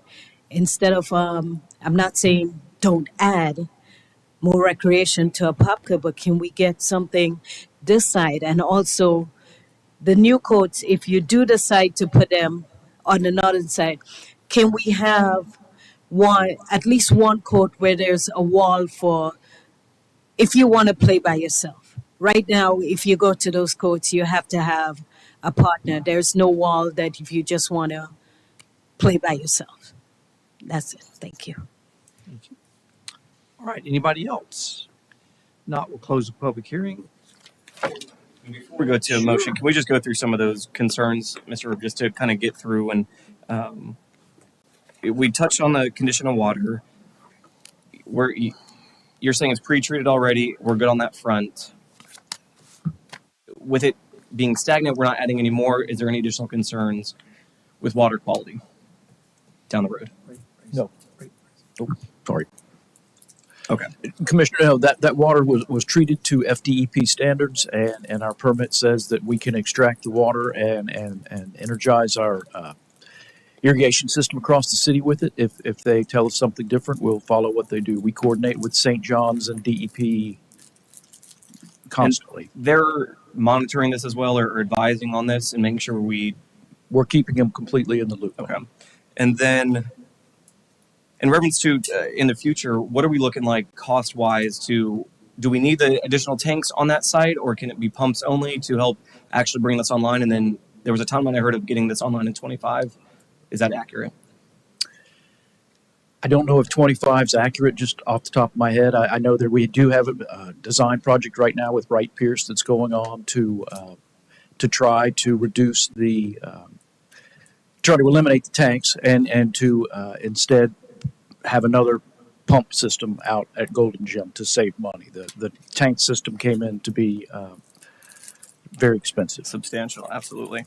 And then this one too, this wasn't considered an emergency, correct? Like this wasn't an emergency allocation or anything like that? No, it was not. It did not impede services, so it did not qualify as an emergency, but we knew it was something that was urgent and needed to be taken care of. Does staff feel that we could benefit from a second opinion right now, just to triple confirm that what we're doing and spending $1 million on, we can sign our names to it and be very confident with it? Well, my professional opinion is that we don't need another professional engineer other than Dr. Sariram looking at this. I believe that he is the professional engineering expert in Central Florida. I don't know of any competition that he has. I wouldn't know who else to go to get a second opinion. But he just has an enormous amount of knowledge about this specific thing. Okay. How many has he prepared? I remember we did talk about that. How many has he prepared in the state of Florida? I do not know the exact number. I know when he worked for Orange County, when Mr. Boodoo was there, he did dozens, maybe at least dozens with the county. Final question, and the liner that we currently have, do we know if there's any type of warranty or anything like that? Or are we still exploring those options of any type of warranty for it failing, or?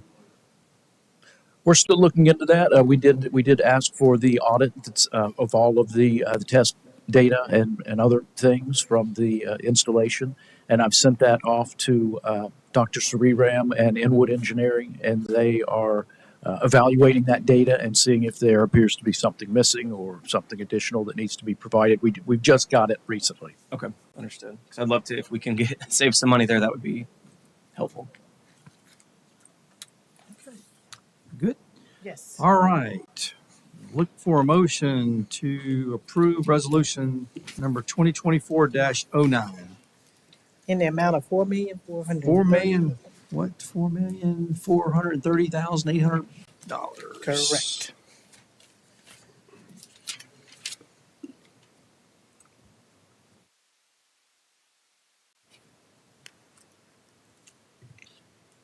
So moved. Thank you. Motion by Commissioner Velasquez, Second. second by Commissioner Smith. All those in favor? Aye. All opposed? Motion carries unanimously. Thank you very much. Thank you. All right. City Council reports. My apologies, Mayor. If we could. Oh, yeah, I'm sorry. I do need to ask that we reopen business item number 6. Okay, number 6. Ms. Sherman informed me that we do need to have that final total recommendation read as a motion. That'll provide us the contingency for the construction projects. So do you have the what I have on my script, is that Yep, total recommendation. just, well, the word contract? It doesn't have numbers on it. Okay. Okay. Yeah, I'm sorry. It was, yes, you're right. It was on the, all right. Looking for a motion to the total amount of the bid recommendation of $471,251.03. The CDBG grant does not include any funding for contingencies. A 10% contingency fund is being requested for items number 1 through 3, utilizing the ARF-coronavirus funds in the amount of $47,125.10. The total project cost with contingency is $518,376.13. So moved. You got a motion by Commissioner Smith, Second. second by Commissioner Velasquez. All those in favor? Aye. All opposed? Motion carries unanimously. All right. Commissioner Nesta, you want to start us out with City Council reports? Absolutely. Met with Main Street Apopka. I'm looking forward to what they're bringing. They've really restructured and done some incredible things. So I'm looking forward to their endeavor. They're doing some small projects, some big projects, and just really bringing the community together, which I think is cool. I know their presentation's coming up soon, hopefully. We'll see. And then there's a service agreement that's being worked on. Attorney Shepard, has that been reviewed by you? Is that The service agreement, for Main Street Apopka? if there is one out floating around, it hasn't made it to me yet. Okay. Understood. Thank you. I know we're going to be working on that, and I'm excited to see them impact our community in a positive way. In reference to the forensic audit, Ms. Sherman, you weren't here last time. You don't need to get up, but just to echo what I had said last meeting is that it's obviously very sloppy and inconsistent, and when I'm sure it comes back, we can make the edits there, clean it up, and send it out properly. I will not have any office hours tomorrow due to some conflicts, and then also I won't be there next week either, but I will be back the last Thursday in May and back to it. That'll be 11 to 1 every Thursday moving forward. And then what I do need in our minutes for this meeting, verbatim, City Clerk, is that on April 17th, 2024, The meeting minutes, it was removed. That commissioner has to say, do you mean when you lied about the attorney? Is that what you mean? I'm excited to see those fees as well. And with that, I'm good. All right, Commissioner Smith.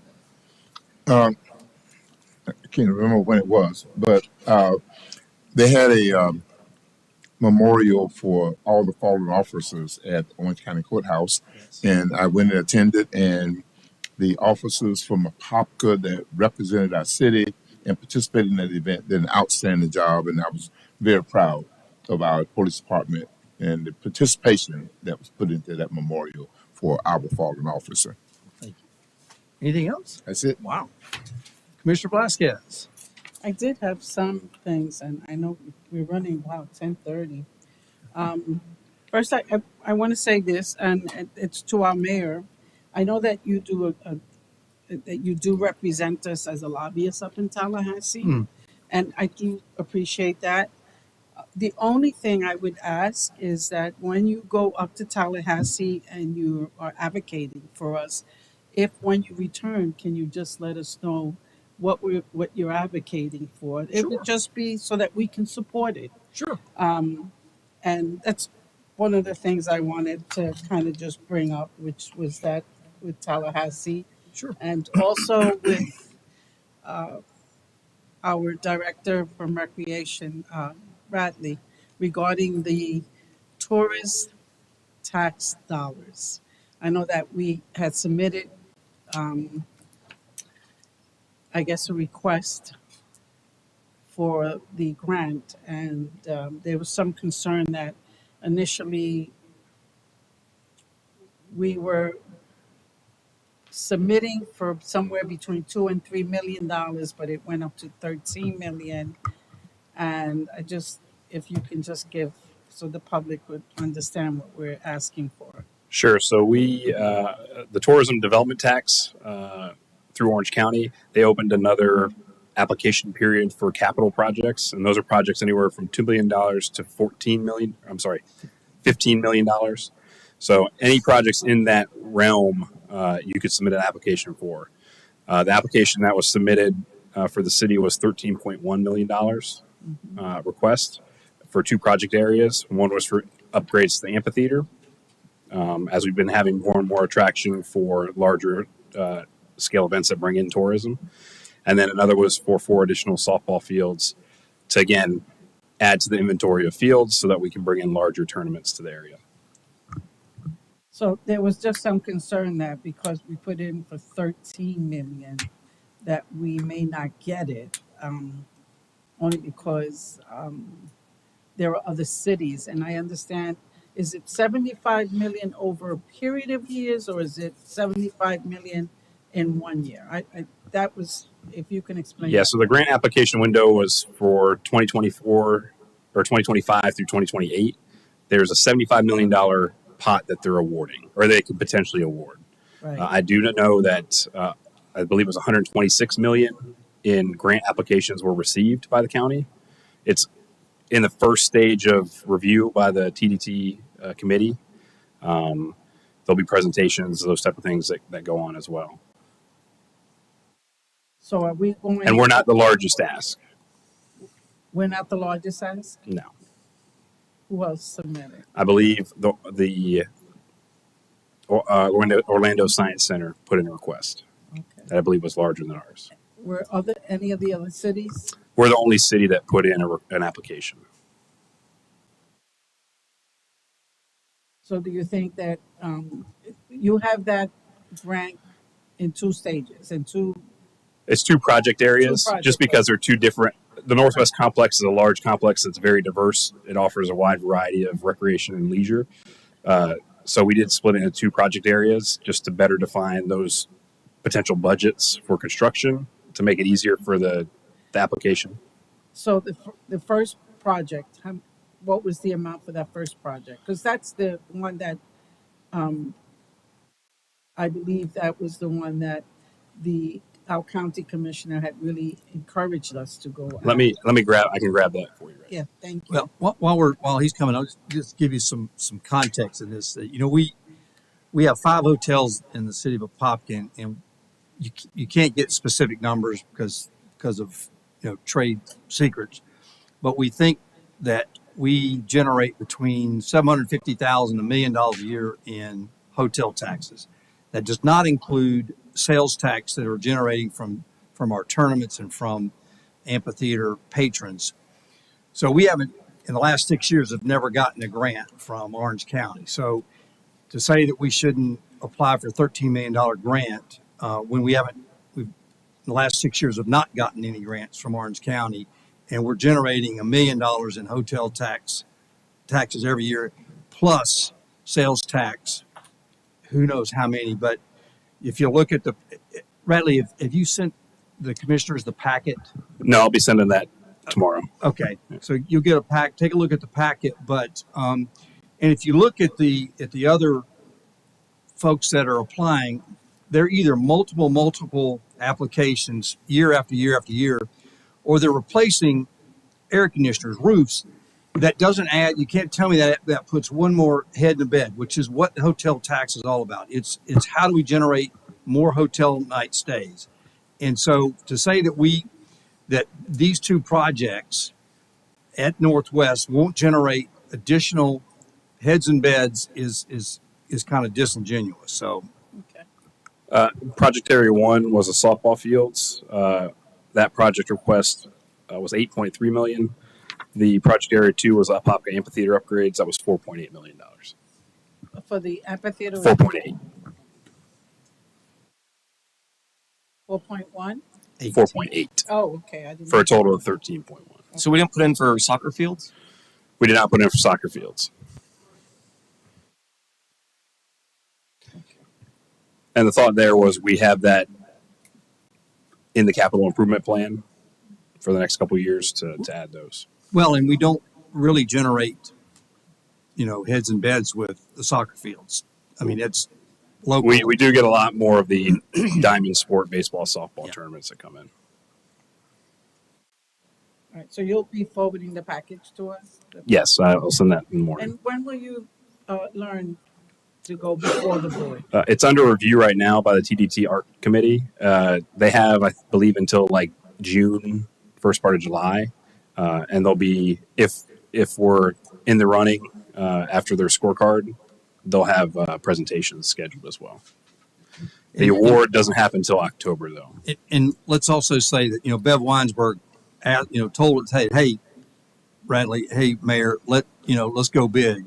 So Bev Weinsberg, who is the vice chair of that committee, asked us to go big. So we went on her recommendation.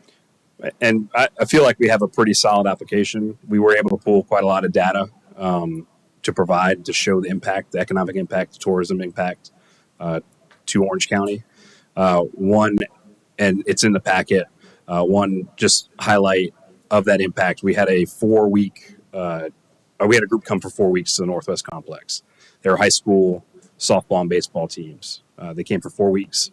They had 1,000 hotel rooms. They stayed down by the theme park area. So while they didn't stay in Apopka, they stayed in Orange County. Those are tourism dollars that were spent in Orange County for a tournament, for a program that was ran at our park for 4 weeks. So 1,000 rooms. That was a pretty good impact. Okay.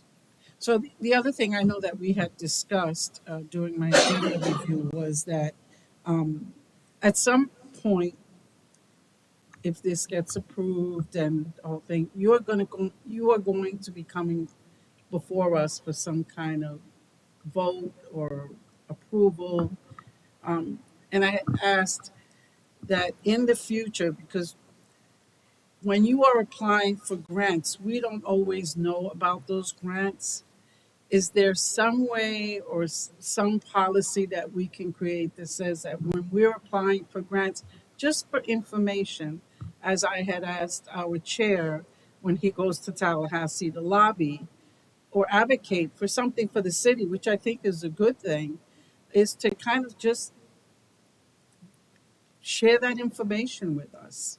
Right. And as we had discussed in your agenda prep meeting. Just to share, because I actually learned about this, the TTD, which is the tourist tax dollars. I learned from it from our county commissioner, which I appreciate, but I would like for that information to come to all of us, so that we are aware that we are applying for grants, because maybe we want to kind of advocate also uh, for something, that we feel is important for our city. And that goes the same thing with Tallahassee. When he goes up there, what are we advocating for, so that we can either support it or add to it or do something? Because that's, I think, as elected officials, that's what our residents want from us. Just be aware of what's going on in the city. Yeah, absolutely. And as we had discussed, there currently wasn't a policy in place on how that goes forward, but we'll be discussing that with the mayor and the new city administrator to help With the outline new that. chief administrator, just to put something, even if it's just information. And I think I even spoke to our chief financial officer, the same thing. Just information, nothing that we have to vote on right away, but that we at least have some knowledge of what our city is working on. Right. And Whether it's a grant, whether it's advocating in Tallahassee, whether it's something that's going on that we have intentions of spending some of the taxpayers' funds, it's all I'm asking for. If we can start kind of controlling our narrative, because I tell you the truth, going to social media to find things out, and then trying to figure out where, is this truly happening? Is it not happening? Is it's sometimes it's discouraging. So that's all I ask for. I understand. Thank you. Is that it? Oh no, there was one more, and that was, and I think Mr. Leroy Bell had touched on it. So I just want, on behalf of the city, was to extend our sincere condolences to our farm workers, because we do have a large community here of farm workers, and to our friends over in the Mexican consulate, with Mr. Juan Sabelis, on the tragic loss of the 8 migrant farm workers that were lost on that tragic accident with the bus. I wanted to at least acknowledge and send out condolences to the farm worker community. And I did have something else, but I can wait for the next council meeting. It has to do with the, and I will say it, but I will wait until the next council meeting, and that has to do with the city building, the chamber. But I'll wait for the next council meeting for that, because it's been a long night. But thank you. I think that's it. Okay, Commissioner Anderson. Okay. Out of respect for time, I'll try to make it quick. So in regards to the DEI committee, is there a way I can actually be a part of that committee? Yeah, there should be an email going out tomorrow for everybody, just to confirm who you've got, whether they want to continue to serve, because I know a couple of them have taken on different roles they can no longer serve, and obviously Commissioner Anderson brand new, so yeah, you'll have somebody you can Yeah, put on because the board. our Chuck had said he was going to. Yeah, I don't. He should have sent the email. We had it ready late last week, Yeah. but anyway, you'll get that tomorrow. And I have a question for Radley as well.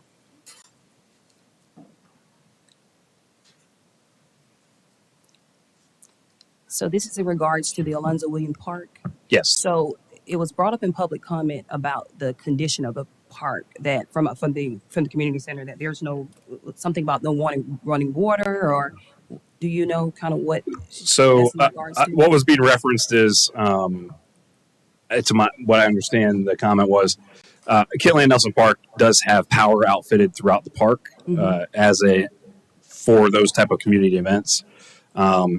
It does have some limited water.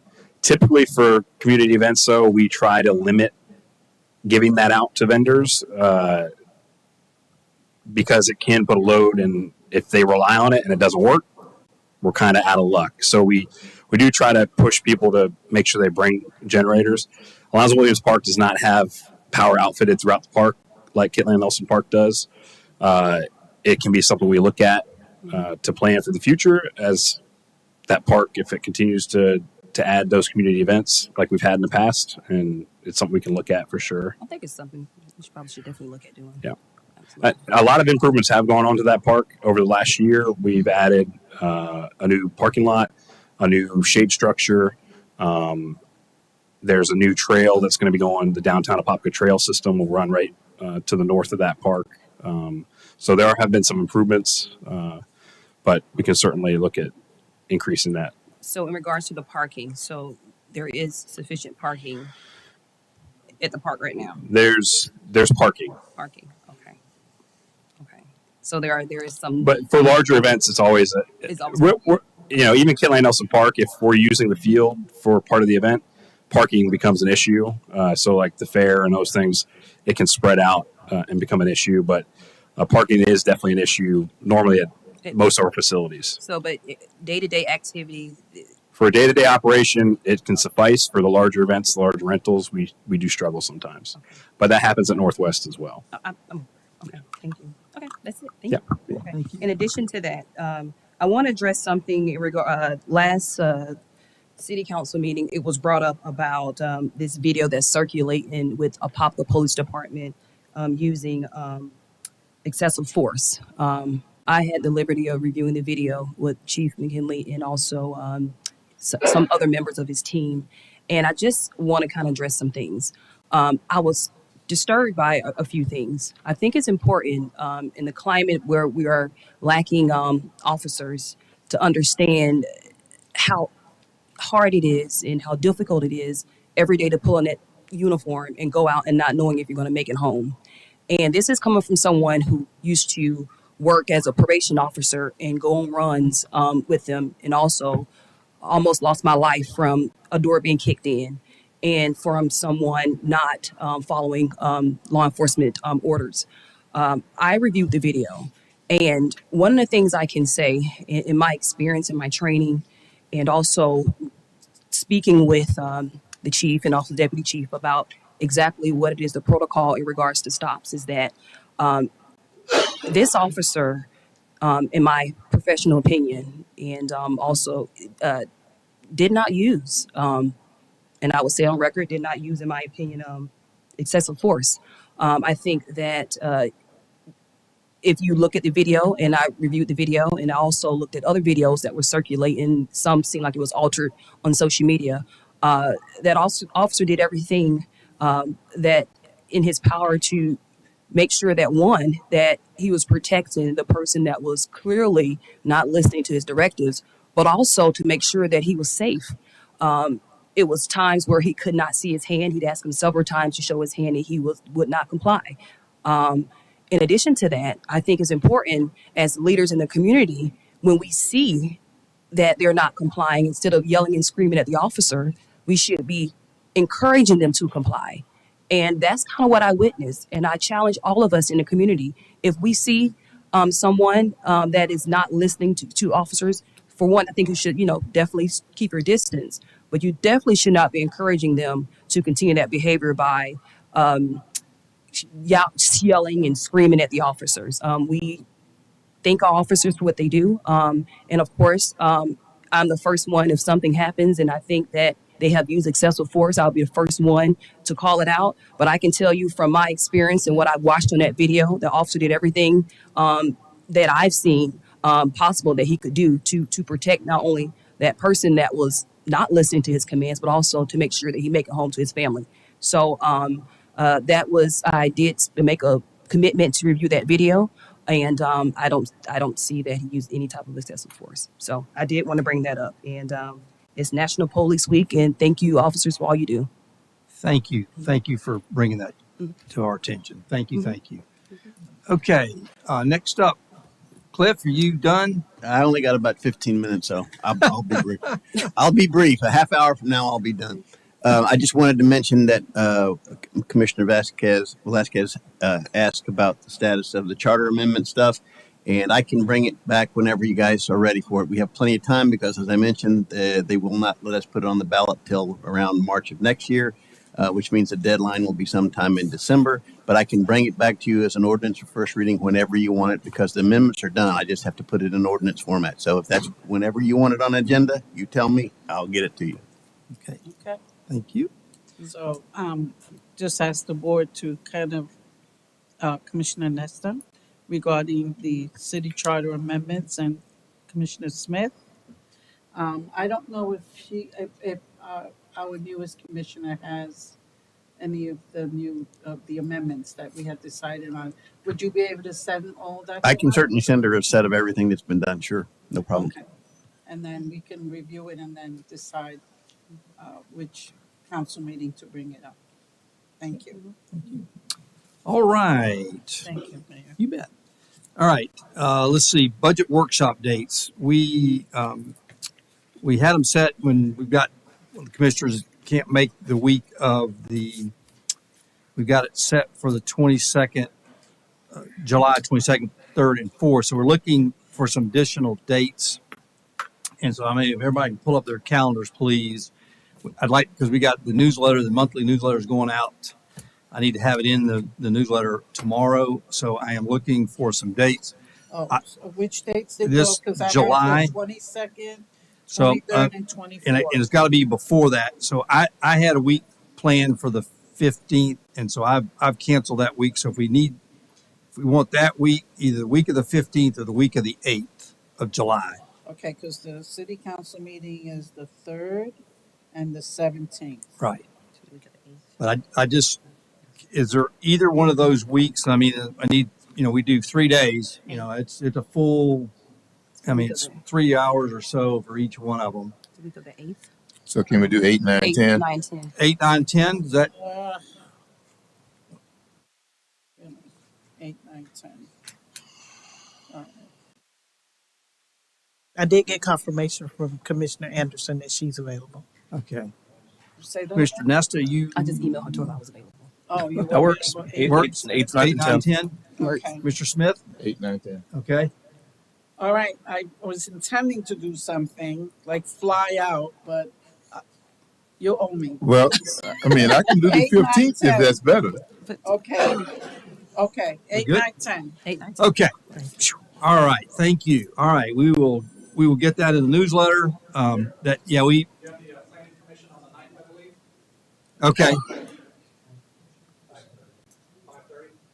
Yeah. Well, we'll figure it out. We'll figure it out. Okay. All right. Emancipation Day event. We talked about it this Saturday from 9 to 1 at Alonzo Williams Park. Come on out. A lot of great activities for kids and families. And Mayor, Yes. can we add one thing to the agenda for that day? It's going to be the first event that we've had since the passing of Commissioner Alonzo Williams. So can we have a moment of silence during that time? Absolutely. That day, if you could You put that betcha. on the agenda, please. Yes, sir. I will do it. I'm sorry, Commissioner Smith. What date did you say that? That's for this For Saturday. the Emancipation Day, Oh, Yeah, okay. yeah, passing. we can add that to the agenda. Okay, gotcha. Come on. Williams. Okay, all right. I will make sure that gets done. All right, let's see here. Memorial Day service will be at our Edgewood Greenwood Cemetery at 11 a.m. May 27th, Monday. So come on out for that. Tomorrow morning, if you got nothing better to do, we're setting the poles or setting the cement for the wayfaring signs, 9 o'clock here, starting from City Hall, I guess. Yeah. So we got 14 signs you were putting up around our downtown area. So just pouring the cement. So it's not sexy or anything. It's just pouring cement. But anyway, if you're interested, come on out. That's 9 o'clock at City Hall? Yes. Tomorrow? Yes. Okay. And then last but not least, our good friend Jim Hitt is retiring on Friday at after 20 years of service to the city of Apopka. So we want to thank him for his service.